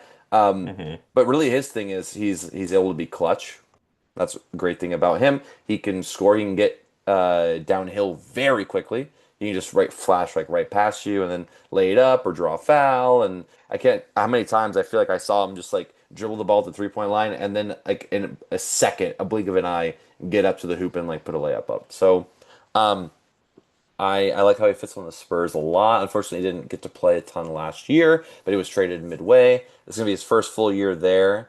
He's gonna be out for a bit, right in the beginning, if I remember Gonna be correctly. out for a little bit, I think. Yeah, Yeah, but he should be back. but De'Aaron Fox is really a point guard I really love to watch, and not the best defender, but he's really quick, so that helps on that he's able to kind of at least be quick on defense, even though he's not. efficient at it, I would say. He's quick. And his effort could be better, but it is what it is. De'Aaron Fox and the Spurs, I feel like it's a Wimby show, so it's not going to be like it was on the Kings as much. I thought it fits so well over there. I probably I guess I'm looking at B tier. I don't know where B tier is. I don't know where though. Yeah, it's an interesting player. I think that we've both been very high on De'Aaron Fox. I have a De'Aaron Fox Kings jersey tucked away somewhere because I was very high on him. I do think what could stand to benefit him in the Spurs team, like you mentioned, Wemby being their guy, is that I think De'Aaron Fox might actually be one of those players, kind of like Jamal Murray, who we'll talk to about later, where he might look better as like a secondary option than being like the primary guy as he's been in Sacramento, especially when the team around him was so lackluster. Um, like he might have a little bit more of a chance to kind of showcase his abilities for the defense, really keying in on him as much because they're so focused on what Wemby's doing. I think transition is going to be a very key thing for this team, especially with Wemby's defense. He gets a block or a rebound or something, and then they can kick it into high gear down the floor the other end. De'Aaron Fox will be a big part of that. Shooting comes and goes. I think it's better than it was when he started his career. I think the slashing ability is underrated. I think the playmaking is fine. Um, Not great, but fine. I'd put him above everyone in the B tier. I don't know if that means he is at the top of B tier or if he's at the back of A tier, but that feels like the slot for him right now. Is somewhere in there. He feels back at A tier more to me, I think. I was thinking in front of B. I just feel like it's his season's going to be affected. But let's put him back at A because it's still technically the same spot. So I love De'Aaron Fox. I'm curious about his fit in the Spurs.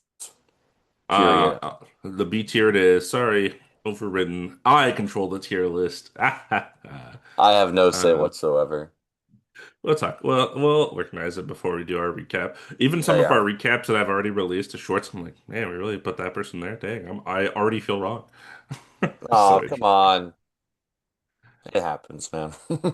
See, this is a good player to get, Tyrese Maxey, because this feels like a guy I think I would put below De'Aaron Fox, but I don't feel like belongs in the B tier. I feel like they're both back of A tier. But anyways, let me talk about Tyrese Maxey because you probably think he's better than De'Aaron Fox. Anyways, he's a good player. Also very fast. Two very fast players with the ball. Had a couple of clutch moments in the Sixers' very little playoff success that they've experienced in recent years with all the injuries and stuff. Team was a total disaster last year. We've talked about that with basically every Sixer we've gotten on this wheel so far. I think he is probably the brightest spot still on that roster. He also got a little injured himself, but I think with all the kind of question marks surrounding Embiid, Jared McCain having that ACL tear, and not, he didn't look like a world beater when he went out. He looked really good for a rookie, but he wasn't like, oh, this is the next guy. Paul George obviously getting up there. This feels like it's time. It's time for the Maxi timeline. We're on the Maxi timeline now. That's what it feels like. The pivot is going to be soon. I think he's very explosive on offense. He can get to the basket with ease. He can shoot pretty well. Defense, not great, but I think the way he flies down the floor is just so sensational for a basketball team. And if you wanted to put him above Fox in the back eight tier, I guess I wouldn't hate it because he is younger and still ascending, whereas Fox feels like he's kind of plateauing at this point in his career. Um, so yeah, what do you got for me? I suggest this. Well, I love Tyrese Maxey. I definitely agree with you. They need to focus on him and his timeline. Um, and yeah, he's just shown so much when there hasn't been a lot to be happy about with the Sixers. He's just shown so much heart to like will that team in further in the playoffs, and they definitely deserve to go. So, um, I suggest Maxey and Fox A tier, but Maxey above Fox. Okay. Yeah. I He's hear yeah, what you're it's saying. kind of like a younger version. I just like his. I don't know. I trust him more with the ball, and I feel like he is the number one option there. Even if Embiid is there, I'm like, It's a it's bold Maxi. statement. I know. Again, I mean, Embiid can be MVP. It's just you can't trust the guy. Can't trust them. Yeah, we did have Joel Embiid at his own tier. He was the own tier guy this year. So it's fair. It's Yeah, very fair. but yeah, All I right. definitely Sixers are up there for me to like. I'm just so curious about what they're gonna do. The Milwaukee Bucks. Geez, I was not looking forward to this. So the Bucks, I So think I they take have a care of it. choice. Oh yeah, They have a choice between Kevin Porter Jr., but like Ryan Rollins started starting for this team in the playoffs, which was very random. So I added him to the list because I remember watching him and I was like, wow, they're out there really starting Ryan Rollins. That's interesting. Um, and you know how I feel about Kevin Porter Jr. yeah. I feel like it's gonna be KPJ, and I feel like the only reason why I want it to be is so I could put him in the F tier. No, we gotta do what we did with. Uh, Oh, I didn't mean to do that. Gotta make his own tier. This is what we did for Miles Bridges. Oh yeah, yeah, yeah. There. Oh, yeah. KBJ, if you know, you know. Yeah. Not a good guy. So he's gonna go in the F tier. What can I say about him? He can play make barely and he can shoot barely. Giannis, get someone better, man. Um, KPJ, they used to call him Scoot, right? Yeah. Remember that? Remember that? That Remember was weird. the times when, That yeah, was, the times when life seemed so innocent. and then Scoot Henderson came in the league, and it was like that's Scoot now. It was strange. Yeah, And I have when a we different. did the scoop, we had this little thing. Yeah, scoop. Or I thought it was Huh. scoop. But yeah, KPJ gonna go below the F tier if you know you know. Yeah. Who'd you get? You got the heat. No, KPJ was mine. KPJ was mine because I had Max. No, Oh, you're right. I yeah. want you to get the heat though, because this is your guy.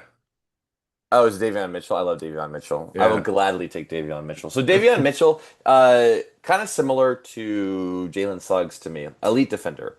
I've liked him a lot. I liked him on the Kings. I liked him on the Raptors. But what he's developed over being on these last few teams, he can shoot the three ball.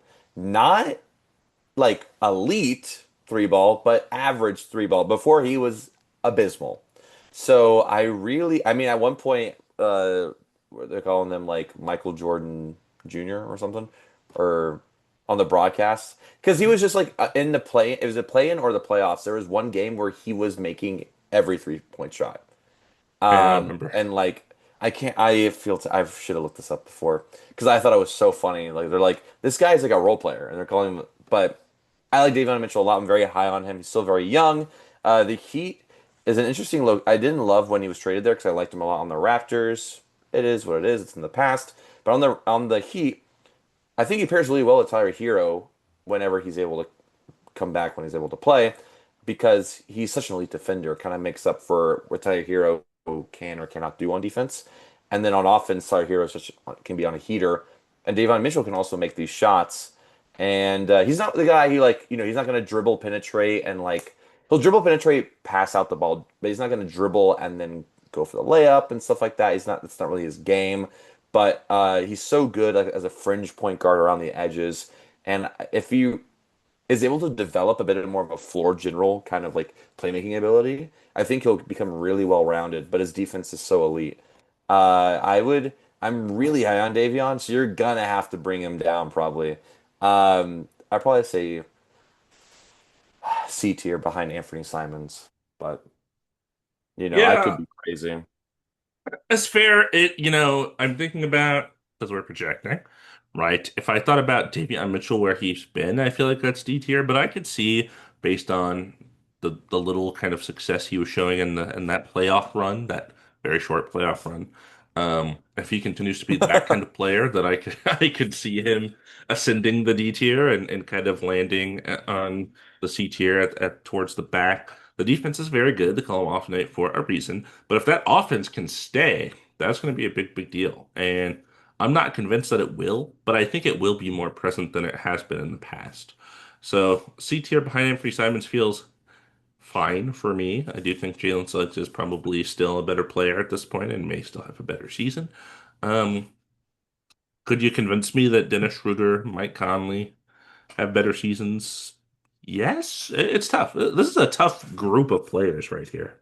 I agree with you. I think the only reason why I'm higher on Davion is because where he is, like, there's not as many options as on the Kings or the That's fair. Timberwolves. That's So fair. that's a big reason why I put him higher than that. Like, because before Yeah, yeah, Schroeder, yeah, yeah. there's The Heat just don't got a lot going on, Levine, so Sabonis, yeah, and then Timberwolves. I mean, there's Ant, Nasri, Jalen yeah, yeah, yeah. McDaniels. I mean, that's true, honestly, for all the guys on D tier. I think that's a Mavs big have reason why they're there, right? Flag, AD, those guys. Poole has to deal with Zion or Yeah, Trey Murphy, if any of yeah. them play. But if not, he'll ascend to the S tier. I So think that's a big difference. That's something we can think about moving forward with those tiers. But I like yeah, Davion a I mean, lot. yeah, I think the opportunity you're given definitely plays a part in your development for sure. Yeah, I like Davion so much. I looked to buy a Raptors jersey of his when he got traded, and they didn't have any. So Crazy. who would have thought? Anyways, tell me about the Grizzlies, man. All right. Oh, you get We two, talked by the about him. way. You get two. Yeah. Demetrius Jamel Morant. We have talked about it before. Oh, brother. We had him at the top of A tier last year. That was wrong. Uh, he hasn't. I know there's all the off-court stuff. He hasn't quite looked like the guy since he has came back, but maybe that's because of the off-court stuff. Maybe he's fallen off. Maybe I was blinded by the athleticism, and now I'm kind of not blinded by the athleticism. He's just kind of looked okay. Like he doesn't look like this is going to be your star player. It's interesting. Obviously, super athletic, get up there with the best of them, dunk on anybody, not afraid to challenge, good on defense, okay as a shooter. Like he's a hustle guy, he's a heart guy, and you love to see that too. Obviously, there's some stuff that he's had multiple off the court things. He decided his celebration would be throwing a grenade because they banned him from doing the gun thing. That was an insane decision. I couldn't believe that happened. Because he was doing like shoot his own bench, and they were like, "You can't do that." He was like, "What if I throw a grenade?" It's like, what is his thought process? It's insane. I don't know. I Uh, missed that. I missed that. I didn't know he. yeah, I didn't know he did the grenade thing. yeah, One of those numbers. yeah, Oh yeah. my Like God. crazy choice. Oh my God. That's insane. I'm pretty low on the Grizzlies as a team. I think they're just like it feels like they had a window that was like, okay, you gotta take it and run with it, and they took it and fell flat on their face and haven't gotten back up. And I don't foresee that changing. I wouldn't dare disrespect him and put him like below Josh Giddey, but I feel like he, he's feeling kind of B teary to me. I don't know. I'm like, is Darius Garland better than John Morant? I don't know. What are you doing, man? What is this? Oh, My thinking over it's here. my thing. I don't know. I think I put him below everyone on the A tier though. Oh, yeah. Like, Um, is Nimhard better than John Morant? This is a crazy statement to make, but I guess it could be true. I just think because of I trust the Pacers team around Nimhart and the fact I trust that more. So that's why I think Nimhart's better. Darius Garland, have so much that they should be excited about, and Darius Garland is going to lock in. I feel like this is the third year. This is the year they have to make something happen in the postseason. They cannot flame out again because he's probably gone if that happens. I feel like John Moran doesn't play with a sense of urgency, which I wish he did because I when I started watching again, I loved watching John Moran. It was so fun to watch, and I like loved his he was pretty clutch, and he got most improved player and like all this stuff, and then he just kind of like ever since all that off court stuff is just whatever. Um, I would probably put him behind Darius Garland and above Josh Giddey. Oh. Yeah, I'll say this. I'll say that at the peak of his powers, prime Ja, we can talk a clear A tier, maybe back of S tier point guard, but with just the inconsistency and the health that we've seen over the It's last so couple of weird. years, It's it's really so tough. yeah. 'Cause it's like, yeah, I'm sure like if I thought about like the best version I've ever seen of Ja, yeah, the Pacers would love that guy as their starting point guard. But I don't know if you're gonna get that guy. I don't know if he's gonna show up this season. So Yeah, it's a lot it of is question marks. it's tough. All That's a right, hard let's one. see. Yeah, that was a hard one. We're missing some S tier. I want some S tier people. I want to talk about someone. Definitely not talk. I get two, right? This is my other guy. Oh yeah. This is Wait, another is tough one. It's Devin Armani Booker oh going to yeah, we be have running him in point I for the forgot we have him Suns. in point guard, yeah. Because not Bradley Beal, he's not there anymore. Duh. Jalen Green is going to be their shooting guard. So Devin Booker is going to run point for the Suns this year. It's fair. Jalen Green is certainly not a playmaker, so this Devin Booker isn't really either, to be honest. Something that have plagued the Suns for years, not having playmakers. They tried to with Tyus Jones, and that didn't really work out. But um, Devin Booker for a long, long time on our shooting guard list was that guy with Donovan Mitchell and Anthony Edwards in the S tier, clearly so defined. Great shooter, clutch player. If he's on Team USA, he'll play good defense. If he's not on Team USA, he won't play good defense. And that's how that goes. The Suns have just been such a dumpster fire of an organization since kind of the finals run in 2021 and all the trades they've made hasn't really worked out. Um, Now they're resetting. Now it's kind of a new era, and it'll be interesting. This is a tough one, really, because Devin Booker's not a point guard, but he's just starting at point guard. Yeah. So that's what makes the ranking of this tough. Like, am I ranking is Devin Booker a better player than these people, or am I ranking is Devin Booker a better point guard than these people? And those, I think, are two different questions. That being said, oh man, this is really hard. He's always been an S tier guy. Do I like Devin Booker more than Jalen Brunson? I don't know if that's true. I think it's a Cade is giving me some issue here because I feel like I definitely like Booker better than Harden and below, and then I think I could like him more than Brunson, but I don't think I like him more than Cade Cunningham, which is weird because Brunson is above Cade Cunningham in our tier list right now. Well, Um, is it because he's more well-rounded? Like I he's the think it's more playmaker. point guardy Yeah. is yeah kind of the issue that I'm having. Um, so what do you think with that dilemma that I presented you? I think Devin Booker has a wide open road to just be the Suns' best player. I think he's going to Oh have a yeah, great for season. sure.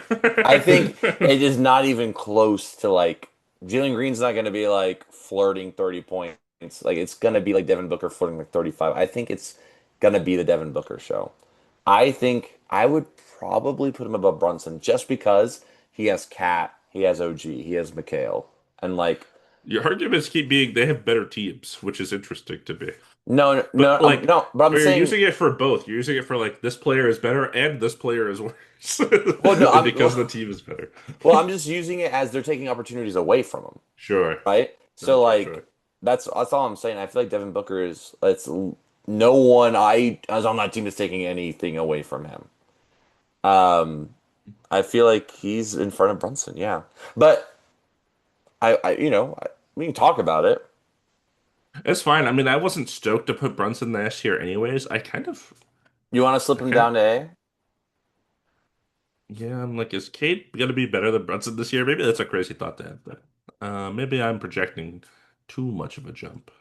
I think that's a bit. I don't mind putting him in A, but I don't think he's gonna have a better season than Cade. I think Brunson will have a better season than Cade. What do I know, man? I'm just casual. Just a little casual, just a little casual Baltimore. Is this Trey? Is this me, right? It is Ice Tray, yes sir. All right, Trey Young, underrated, really good season last year. Not a pod favorite, mostly because of his lack of defense. But this Hawks team really did a good job this offseason to really surround him with a team that is probably the best team he's ever played with on the Hawks. Let's talk about Trey Young. So Trey Young can score all three levels. He is great 3-point shooter. His floaters. I literally practice floaters because of watching Trey Young, like on the basketball court. I'm like, Hmm. no one can block that. So I was like, if I can get these floaters down, you're not gonna block it, Damon. There's no way. My dad won't block me. He won't like just like snatch block me, like my dad tends to do. Just kidding. All love. Shout out. But Trey Young's just elite offense. He has so many weapons in his arsenal, and it's a liability on defense. So it has to take. I have to take that into account. But I like all of. It's a perfect storm for the Hawks to have a really good season this year. And obviously, the engine of that is Trey Young. And I'm pretty high on Trae Young this upcoming year. And how high am I? I don't know. Um, I I want to put him like in front of De'Aaron Fox in the A tier, but I want to hear what you got to say. Yeah, it's interesting. We gotta mention this too. We haven't talked about this at all. Have you seen the Trae Young Patrick Beverly beef? No, absolutely not. What? Yeah, there's I guess Patrick Beverly on some miscellaneous podcast. Maybe he has a podcast. I have no idea because why would I know?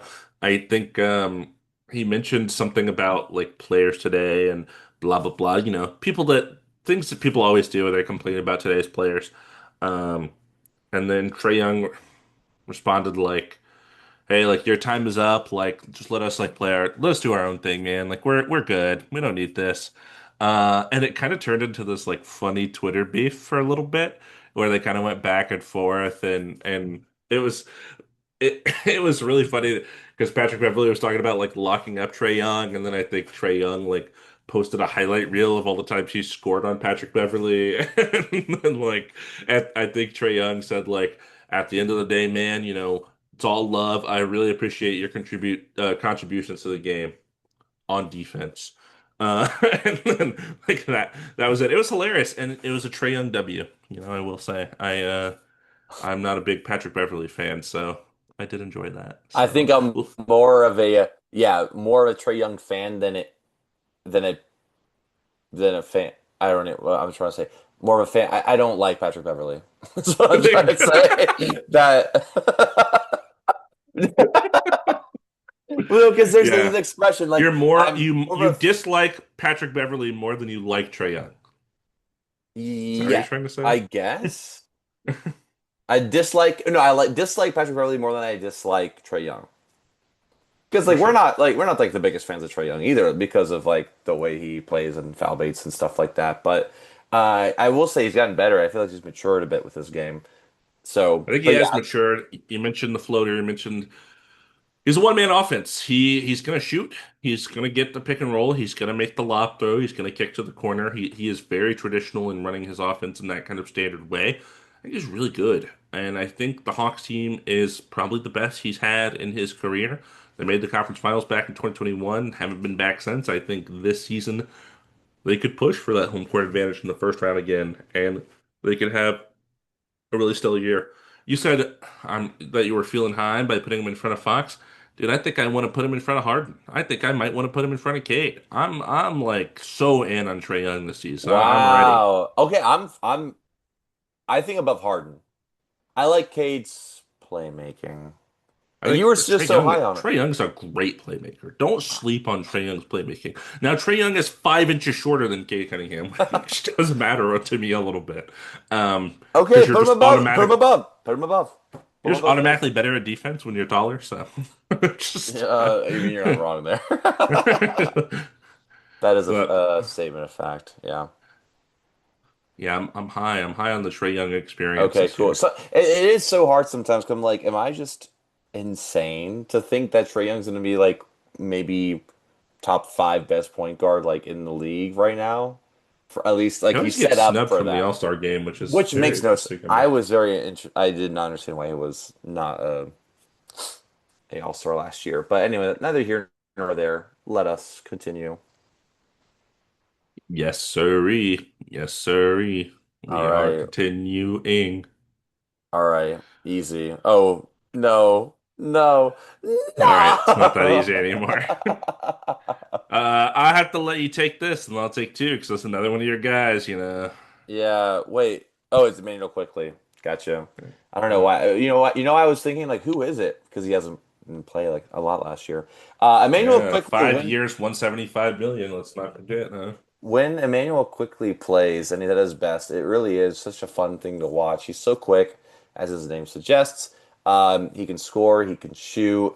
He's smart on defense. I'm very high on Emmanuel quickly in general. The Raptors are so interesting because it's like you got Scotty Barnes, you got Brandon Ingram, you got I'm missing someone. I know RJ Pro Barrett. RJ Barrett, boom. Just like all these people with the ball. Like if Emmanuel quickly doesn't have the ball, what is he doing? Is like my biggest question. Like I guess maybe he's been developing his shot. I don't know. It's been a while since we watched him. I Point guard looking like a spot up shooter. Yeah, I mean, I like Emmanuel quickly a lot, but it feels like he's not being set up for like an amazing season this year. I would probably put him like back a C tier. Yeah, that's kind of what I was thinking. I don't really know why. I think a lot of these D tier guys we already mentioned the lack of opportunity. There's a little bit of lack of ceiling there too. A little bit Yeah, of they've capped out. They're not going to get better. Whereas these guys in C tier, I think, it's not the craziest thing in the world to think they'll have meaningful improvements to their game this season, and we hope that they do. Um, but that being said, if you told me that all of these people on D tier had a better season than Manuel Quickly, I could see it. But I'm I I'm giving him can't. the benefit of I the doubt. I'm can't. I'm giving him the jump. I Hey appreciate the man, ceiling is there. You're right. It is important to mention the ceiling because it's not there for yeah. yeah, it's weird. It's really weird. That always happens too with these lower tiers. We get like one that's just full of guys that have some potential, and one that's just like, here's your run-of-the-mill role player Yeah, guy. it's in the back of it's in the back of your head. You know, you're not really, you're just kind of like, Yeah. you know, it's not Strange how the that happens. And somehow Jordan Poole ended up on the standard role I player tier. I don't know how that happened, but Yeah, I know, but alas. I'm kind of okay with it. It's the crazy part. It's Uh, time to make a new tier. is it Scoot? Drew Holiday scoots out for like the first 8 weeks. I don't know Yeah, if we so talked it about is. that. Yeah, no, I think we did. Okay, so Drew Holiday. We're not making a new category for this Oh, year. Absolutely come not. on. We already made one for KPJ. We need one for. We're gonna make one for all of the player. It's gonna end up with 30 tiers. Oh man, bro, they're all in their own tier. They're all good. And then you just rank them 1 to 30, I guess, in that way. Okay, Drew Holiday, defensive specialist, like we like to mention. Offense has kind of decreased. He is definitely declining. He is old. He is really old. And he's looking a little worse every year. A little less impactful in defense, a little less contribution on the offensive end. The shooting, I think, is kind of fallen away for the most part. He still kind of has a little bit of a post game, a little bit of mid range, but his cannot consistently hit the three. He's never been a great 3-point shooter, but I think there was a time where it was like, yeah, you could trust him. I don't know if I'd say I'd trust him right now. And I'm not sure how much I trust him on defense with his current age. I mean, obviously he's going to be a good defender, but I think the days of elite Drew Holiday defense are probably behind us. I think a lot of his impact on this Portland team is going to be off of the court in terms of this is how you play the game the right way and kind of mentoring and things like that, which I think will be very good for that team. I just don't think it'll necessarily result in regular season wins or anything like that. Looking at our tier list here, I'm projecting a relative fall off for Drew. I think as the season progresses, he'll probably even maybe get out of the starting lineup once Scoot is back and healthy, or they want to start Shaden and Tamani Kamara and just have a huge lineup or something like that. That wouldn't be entirely surprising to me either. This is tough. I almost am feeling like I don't want to disrespect him too much. Feeling like back a B tier maybe. Yeah. No, I mean, I was like looking at C tier, but I'm like, no, Drew Holiday, he's better than that. Like he has proven it more than these guys, I feel like, to deserve a B tier, but back of B tier because lack of ceiling. Ah, I'm using it Lack of now. ceiling, yeah. All the Um, guys in the C tier, like I feel like they're gonna make mistakes. And Drew Holiday, that's but not something I'd say he's really gonna do.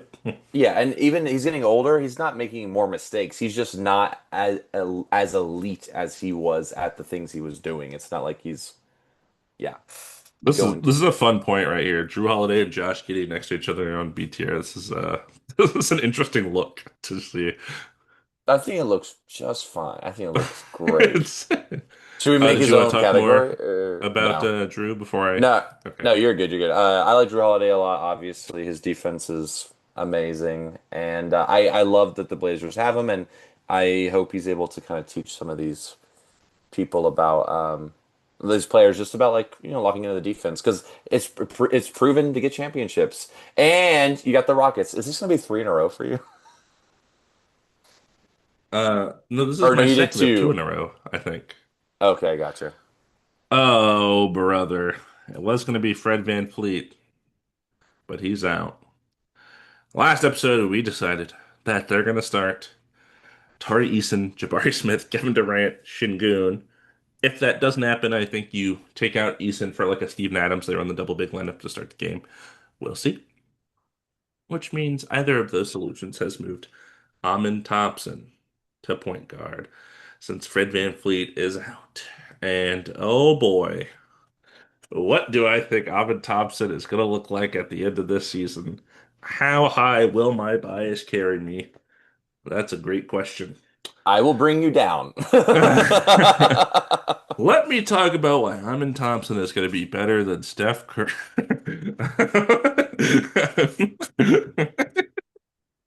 Just kidding. Made him spit out his water. Hopefully, you guys weren't drinking water at home. You would have spit it out too, I'm sure. Um, all right. What do we know? The defense is elite. He first team all defense last year for a reason. He is constantly hustling on that court, being in the right place at the right time. Not even necessarily like, he is a good like stand in front of you, put his arms out defender, but the guy is like a great help defender, randomly coming from behind, swatting the ball out of people's hands as they're going in for layups, getting steals in passing lanes, things like that. It's just all around. Like it's like you have to look and make sure he's not anywhere near you when you have the ball in your hands because he'll just take a gamble. And even if he's guarding somebody else, he's like, that guy's not paying attention. Let me come over and try to help real quick and make a smart defensive play. That side of the ball, really, really, really good. Probably looking at everybody else we have on the list, he's probably better than all these guys at defense. So cool. Offense leaves a little bit to be desired. His transition game is awesome. He can run the floor with the best of them, and that is great. Obviously, big athletic guard, like that's like key skill set to have. Kind of like a almost like I don't want to say Ben Simmons, but like when Ben Simmons was like a really good NBA player, just a huge guy that could handle the ball in transition. It was like, oh, I don't even know what to do against that. But he doesn't, I don't think, have the playmaking of a prime Ben Simmons. That guy was a good playmaker. Not quite the passer yet. Doesn't always make the right decision on offense. It's like I watch him take an 8 foot jumper, and I'm like, how did that not go in? And that part is painful. He can't really shoot the three at all either. So his half court offense, particularly, is a struggle. I think he gets most of his points off backdoor cuts and lobs and things like that. Not really a creator in his own right, but the defense is so good. So let's look at our tier list here. Here's my starting point. Here's my starting point because I think he's gonna Steph have Curry. a big. I think he's gonna have a great season here on the Rockets. I think he'll continue to develop after the jump he had last year. Go Can ahead. you scroll up? The S tier is hidden. Yeah. Here, let me throw him on here at the back of B for now, but I'll Oh, move I him. see what you were doing. I got you. Gotcha. Yeah. Um, yeah. I would put Amon Thompson at the very least above Josh Giddey. At the very highest, I don't know, maybe like the top of B tier. I guess it's not really that big of a range. That's that's it. Yeah, I mean, I think like his defense is so good, but his offense is quite bad still. And I don't think Kevin Durant, Şengün, on offense, those guys with the ball in their hand, he's going to Uh, get a ton to kind of develop on that side. yeah, I was thinking even higher. That's crazy. I'm trying to, Yeah, cap my yeah. I excitement for won't. the I'm not gonna player. bring you down. I like Amin Thompson a ton. I think it's a testament to just what I was able to do in these last just 2 years. Really, just one full year. Um, I kind of like him in the A tier, man. Like him in the A tier, do you? Yeah, but I mean, I love him. like behind De'Aaron Fox for sure. Yeah, but I really think it's a different level of these guys on B tier, and I Hmm. think he can just go higher. You know. Like I see a world. I think he also doesn't really fit in point guard because he's not a point guard. So Yeah, that's yeah, the that's tough true. thing with this. But like if I'm just looking at his basketball playing this year, I mean, I think it's gonna be incredible. This is a this is a weird tier list. This is a It's very very weird tier top heavy list. though. Yeah, this is strange. Um, It is a loaded okay. position. Let's keep going. Oh, five left. The final five, as they say. Who? Who says that? Um, cool. Ah, Ah, look at you so lucking out. cool. Shea Gilgeous-Alexander. Um, S tier, of course. Reigning MVP of the league. Incredible shooter. Really great defender. Uh, just gets a ton of steals, deflects. He can score all three levels. There really is no hole in his game. I mean, he's not like I would say like the best playmaker, but he's a good playmaker. You're not the best rebounder, but he rebounds, and it's like that's not what I want from him. I want him to score the heck out of the ball. Yes, he foul baits, but he also gets fouled a lot. And the amount of times I'm sure he gets fouled and there's no call, like I'm pretty sure it's even enough. And I mean, it's obviously S tier. It's above Steph Curry. I think there's going to be a little bit of an argument who's going to be the best in S tier, and I'm very interested to see how we end up on that. But yeah, as of right now, best player that we've talked about for sure. Only praise for him, and he's a Shea reigning champion. Free Oh, throw Alexander. Um, yeah, I think you said it pretty well. No holes in the game. It's a good way to define it. I think he might have, if he didn't get on all defense, he almost did. And I think it was Lou Dort and J Dub. But I think Shea was in consideration. I think he had the most steals last year. Nope, it was Dyson Daniels. I think he had yeah, the most steals 2 years ago or something like that. yeah, Um, yeah, he gets in the mid range, and another one of those players. I've talked about him when they come up. Dude, he shoots the mid range jumper. I'm like, that's going in every time. It goes in every time, and that is a lot of what it is. It's just kind of an unstoppable movie as he can kind of get to his spot, pull up, and it's like, oh, yep, there it is. And if you try to contest him, he'll realize it, and that's where the foul comes in. So it's very smart basketball. Obviously, not my favorite to watch when he is just foul baiting, but honestly, I think the level of shot making he has is kind of overlooked with the foul baiting thing. Like, it's not just foul baiting. The reason it's foul baiting is because they know he's going to make the shot if they're not right on top of him. So then they yeah, get right on top of him, and he's like, "Oh, I guess you're going to foul me." So I get it. Like it's not talentless. There's a reason it's occurring, and I think that that often does get lost in translation. yeah, And yeah, playmaking I think has gotten better as he's gotten better as a scorer because you get more double teams, people collapse in on you in the paint, you gotta kind of find the right pass and stuff.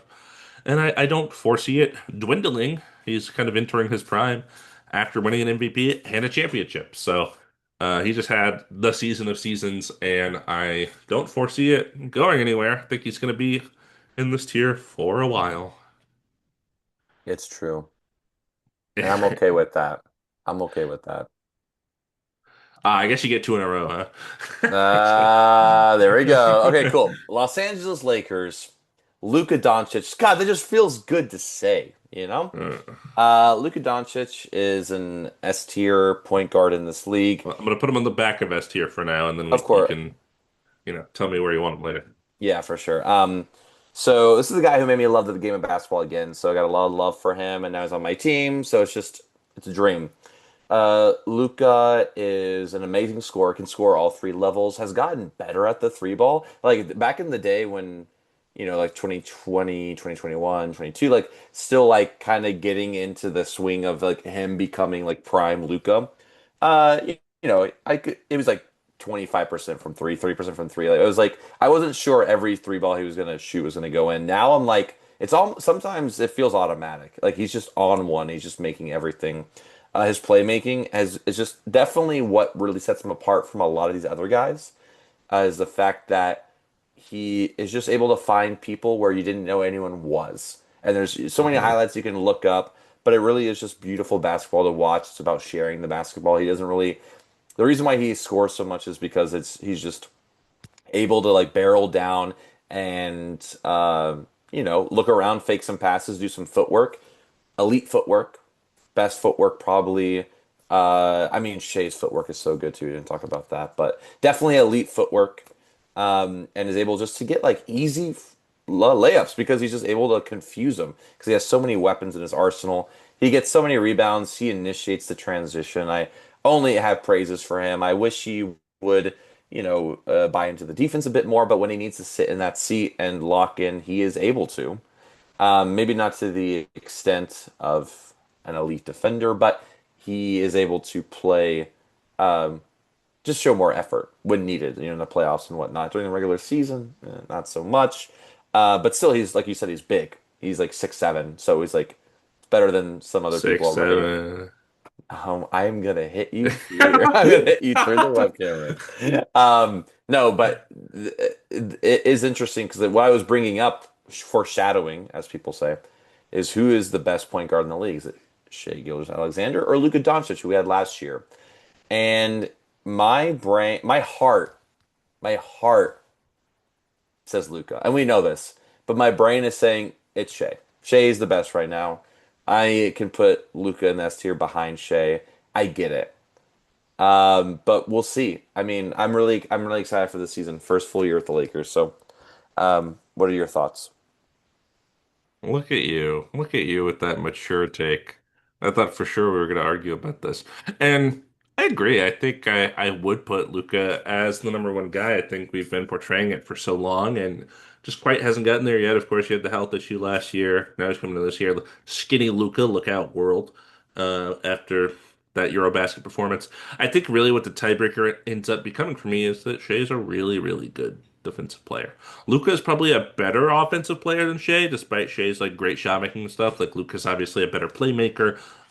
Luca has his own fair share of shot making too, but I think the defense is really kind of the tiebreaker where it's just so good and so not there for Luca for most of his career. And Shea is a foul baiter, but God, I need Luca to stop complaining, man. Stop Yeah. complaining, please. I hate it. That's Yeah. worse than foul baiting. And that affects the defense too, because he's not Right. going back on defense. So it Right. makes total sense. Yeah. But no, Yeah. I mean that's like very nitpicky. Obviously, the guy's awesome. If I had to start a fantasy NBA draft right now and I had the number one pick to pick the guy for my next, however long my franchise is, I don't think Luka would be number one, but he'd be in like the top 3 to 5. I think Wimby's probably your number one right now. He's so young, and so Oh, awesome. like this for this season? Okay, I was gonna say like Not for Jokic. like if I had to start over right now for the next of how 30 years, who would I pick with the number one pick? Like it's hard if you pick an older guy because they're going to retire sooner. But you have Oh, to I pick see. like Okay, you're talking about right now, picking yeah, them. Oh, I thought you were talking about like, oh, if they were like beginning. I was like, why don't you get Jokic? Anyways, I get it. I get it. Wimby makes yeah, sense. yeah. But I think Luca's not far behind. Yeah, I'd take him Maybe first. maybe number two. I don't know.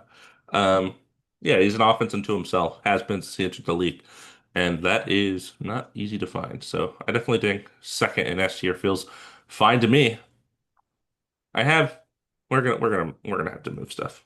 The S tier looks wrong. I don't like how it looks. We'll talk about It is it. pretty. It's pretty loaded.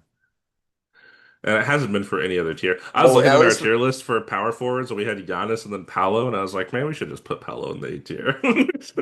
Why is he up I here saw without that, us? but I like that. Hot takes are good. Why not? I also spelled his Damn. name wrong. In the subtitles, I put Bankero with the Q. His name was never Q. So You're thinking Banklo. there you go. It's an L for me. Okay, Jazz. I think Isaiah Collier is going to be their point guard. He started near the end of last season. We I talked think he Keontae had George last time, right? Yeah, Keontae George, I think, has kind of turned into that bench scorer role for them already. Interesting. Tell me about Isaiah Collier. Isaiah Collier was probably their best rookie last year. They had plenty of them. He did have a bit of a turnover problem. I think that's worth noting. He was an okay playmaker and an okay scorer for his position. I think he led a very bad team, so I didn't expect anything great out of him. But the other rookies looked literally unplayable, so we'll take that from him. I think their team, the Jazz, are another just a hodgepodge of like 15 young guys, and who is going to do anything? I don't know because there's so many of them. I have no idea how you're supposed to decide. And I look forward to the season he's going to have. I think right now still way too much unknown. I think he's still pretty raw and kind of developing. He belongs in the F tier with these very young players that we have down here that are very unproven. And on a Jazz team that's just not going to do a whole lot, I can't imagine he would get higher than this. But I'll put it behind Bub because I think Bub honestly had a better season. I can see Bub progressing, especially with the veteran presence they added to the Wizards. And I don't believe in the Nets at all, so I'll put him above Igor. Yeah, I'm okay with that. Uh, what? Oh my God, I'm blanking on the word. But I'm cool with that. I'm just gonna Utah say that Jazz and F tier point guards are they, sweet, they sweet go to me. they go to get like peanut butter and jam. It's a, I was I don't even like jam. Oh my God. Um, Analysis. That's what I was trying to say. I'm okay with this analysis. I think ah, Isaiah Collier isn't he's really good at defense, right? it's me, man. Okay, never We mind. said it But last I'm time. You think I'm out here watching the Jazz? Hey, you know what? Let's go to the next one. Easy It's that, like, easy that. It's fine. make your basketball worth watching, and then I'll think about it. Yeah. Also, you I get the think I next one get two in a too. row here, Yeah, right? yeah, yeah. You sure do. Which I can't think of better poetic justice than you ending with LaMelo Ball. So that's really I good. didn't even put that Uh, together. I was like, who is on the horn? I was like, oh my God. Jamal Murray. What can I say about Jamal Murray that you don't already know? Well, let me start with the stuff you do know. He's a playoff riser, has been for most of his career in the playoffs. This guy's gonna make clutch shots. They go together like peanut butter and jam, as some would say. Um, and I think he's very good. I think playmaking is not really his forte as a point guard because Jokic is such a good playmaking center. He is definitely a shot maker, a shot creator. I think he can kind of get down in the chair and play defense when he needs to, but that's not exactly like a key element of his game or anything like that. He kind of just coasts for the regular season, and then the playoffs turn on, and he's like, okay, time for me to be this guy. And that's been the story for the last several years, so that's not shocking to anyone.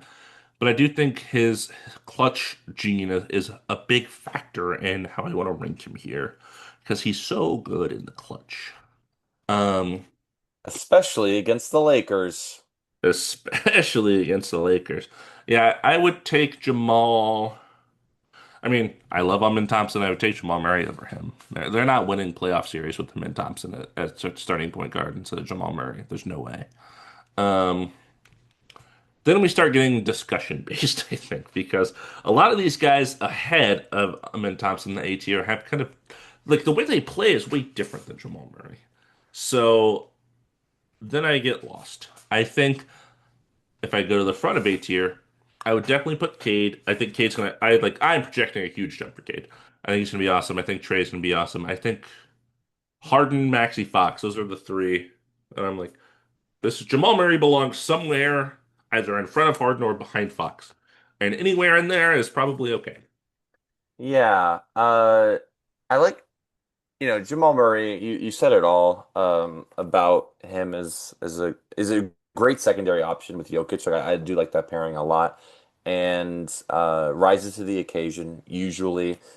Um, but also like when I think about trust and like the past and who I want on my team, I feel like he'd be an A tier behind Maxi. Okay. Um, Yeah. Although I like Fox more, I'm like I'm looking at Jamal Murray, like he fits so well with that Denver Nuggets system. It's weird if he wasn't there. Like I don't know how he would play. I don't think he'd be that as good on a team like as he is with the Nuggets. So yeah, it's getting very top heavy. We'll talk about it. We're gonna demote. We're gonna demote.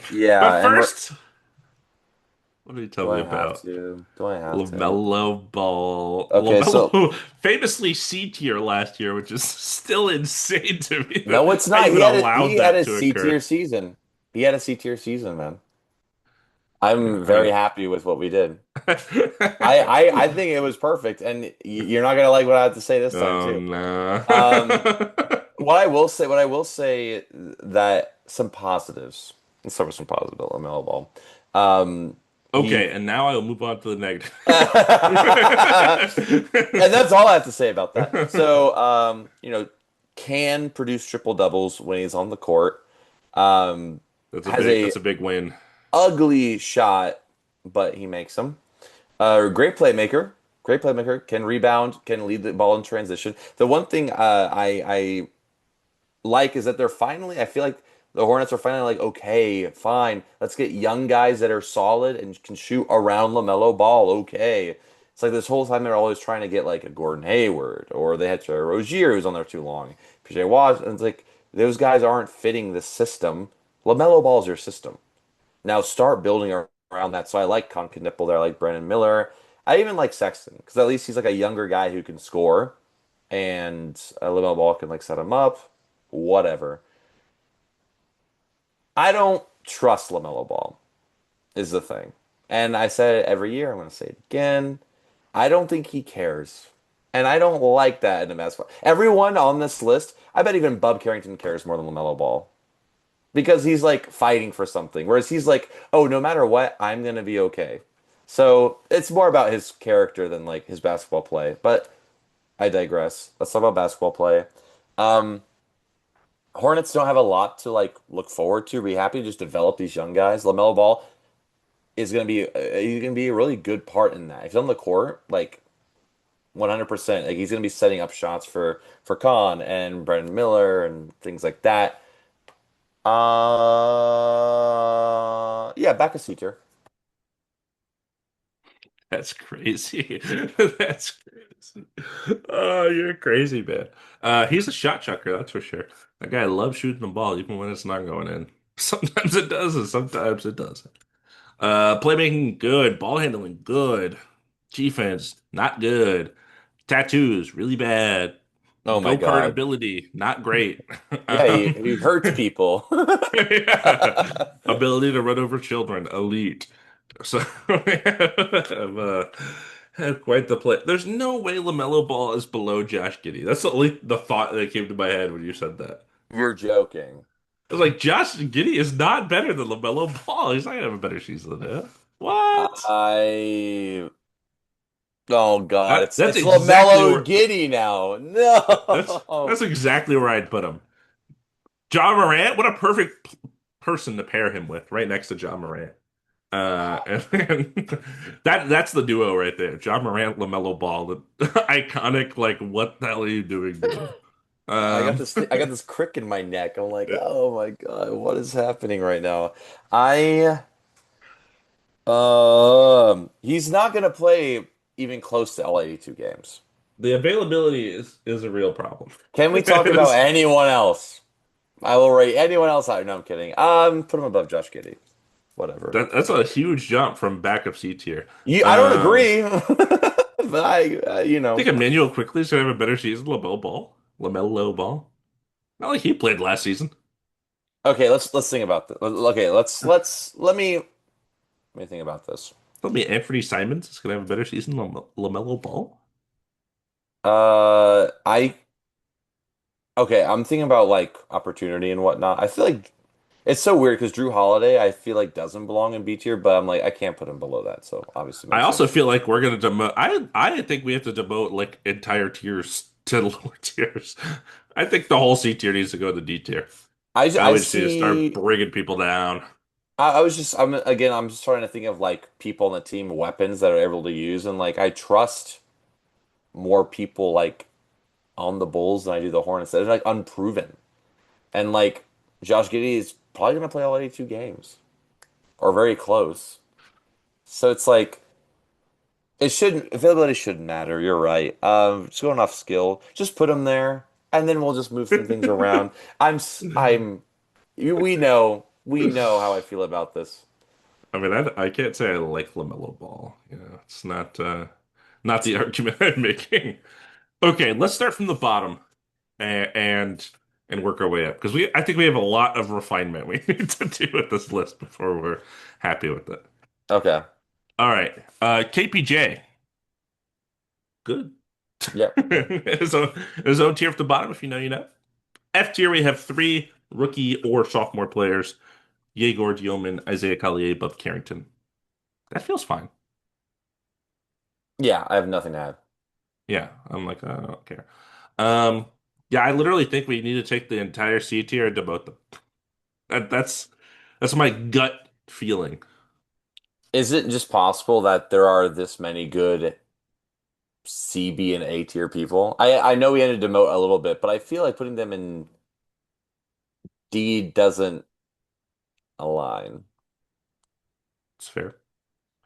Maybe, God, I hate this tier I list. feel like we start with Um, putting Drew Holiday in C tier. It's just, it is. it's where we're at, Drew Holiday. You're old. You're old, man. I feel like At that least this way you're the captain of the C tier. for sure. Um, I kind of feel like Jamal, Fox, and the men all gotta go to B tier, but I don't know. I don't love it, but I see it. Like I can It's a lot of A tier. It's a lot of A tier players, man. maybe Amin captain the B tier. Let me see what it looks like. Let's see what we got here. You little I feel captain. like A tier is like established, then B is like, oh, they're got something to sh John Morant. Well, John Morant's just in there. Because like in a world, I see John Morant in A tier behind De'Aaron Fox, but he's not. He's not there right now. Um, are you doing Devin Booker and Jalen Brunson top of A tier or S tier? Yeah, I don't like them in S. Yeah, I do it. You do it. Do it. Yeah, yeah, I get it. think the other three guys are just like top 10 players in the league, Yeah, I get it. basically. And then what? Oh, so do we put like you said Jamal Murray and De'Aaron Fox back? But I think they are A tier players, right? I think I just keep thinking about Jamal Murray in the playoffs, and it really trips me up. I'm like, no, that guy's awesome. Yeah. Fox is a question mark. Is he top of B tier? Is he captain? It Is he feels the that captain way. now? Yeah. This looks good. Oh, This this is looks good. tough, man. This is a tough list. It's not easy. And some players shouldn't be where they are, but in the spirit of compromise. This is where you want LaMelo Ball? God, it looks so Yeah, good. Look at that. that's crazy. That's so crazy. He's not that bad. Davion Mitchell's gonna have a better season than LaMelo Ball. Just put him back. Put him back where you had him. You're more impartial than I am. It's fine. It's a bold take, man. This is it. Let's call it. Boom. This is Done. a crazy list. I love it. I'm in love with it. This list is nuts. Okay. Um, is it time? It's time Let's do it. Let's do it. to order a cap, as they say. Okay. Why don't you start us off here, huh? I shall take it. S tier, we have Shea Gilgeous-Alexander is the best point guard in the league. Then Luka Doncic, then Steph Curry. In A tier, we have Devin Booker, since he is suiting up for PG for the Suns this year. Jalen Brunson, Cade Cunningham, Trey Young, James Harden, Tyrese Maxey, and Jamal Murray. B tier, we have at the beginning De'Aaron Fox, Amin Thompson, Andrew Nimhart, Darius Garland, John Morant, LaMelo Ball, begrudgingly on my end, and Josh Giddey. In the C tier, we have Drew Holiday, Jalen Suggs, Anthony Simons, Davion Mitchell, and Emmanuel Quickly. D tier, we have Dennis Schroeder, Mike Conley, D'Angelo Russell, Jordan Pool Party. In the F tier, a lot of unproven players here. Bub Carrington, Isaiah Collier, and Yegor Dioman. And to round it out, we have Kevin Porter Jr. at the bottom. If you know, you know. And that's our projected starting point guard tier list for the upcoming season 2025 to 2026. Let us know what you think in the comments about how wrong we are. Most importantly, and why LaMelo Ball is bottom of C tier. That's where you want him. That's where you want him so bad. God, I'm just like, it's just like feels right, you know? You know what I mean? That just fuels my soul. Yeah. Anyways, man, hey, at least it wasn't 3 hours. It was 2.5 hours. So Hey, we're getting there. we gotta start Yeah, I somewhere. feel like there's a lot of debate that could have occurred, and it was like we just gotta do it, you know. Yeah, definitely more debate about some, but like with the Luca thing especially, I understood. I was thinking about it before we even like got into it. I was thinking about like who, because I knew that was going to be in my head, SGA or Luca, and I was like, yeah, I'm gonna make the rational thing. And especially where he is, like I don't think Luca has the best team around him right this second either, so I'm fine You with don't think that. DeAndre is gonna have a stellar, spectacular season? I was gonna bring it up earlier. Have you watched any preseason? No, not at all. I sneezed. Not a Hey, bit. hey, thanks for listening to our podcast. Damon's gonna take a shot right now. I'm gonna take a Not shot. I gotta adjust my a. camera a little bit. My goal isn't even in frame, I noticed. All right, so I think the last time I made this was like episode 8, maybe. I think It's so, episode 92. So I'm on a little bit of a cold streak, hoping that today I can yeah. really turn things around for the pod. Uh, Sophomore slump. I can't believe that I made twice in like the first 8 episodes, and I It have was not made it since then. It is crazy.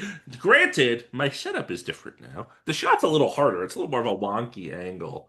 Um, those are excuses. That's what they call that. So let me go ahead and get my wind up here. Maybe I just need a little more prep, a little more talking through. I feel like when I first started this, I was really into the rhythm, like the ritual of the whole thing, and then lately I'm just like ah. So maybe this will help. I'm feeling pretty good about my line. Got to make sure I don't hit the ceiling though. Oh, that was pretty good. That was closer pretty than it has been. good. Yeah. We'll take That was that. We'll right take on that. line. A little hard, but right on line. So Yeah. I'll accept that. I'll accept that. Yeah. Just want to thank everyone again for listening to our podcast. Comment, like, subscribe, share. We appreciate you. Get excited for the NBA season. And we'll catch you next time on Two Man Game with Damon and Dom. Bug it.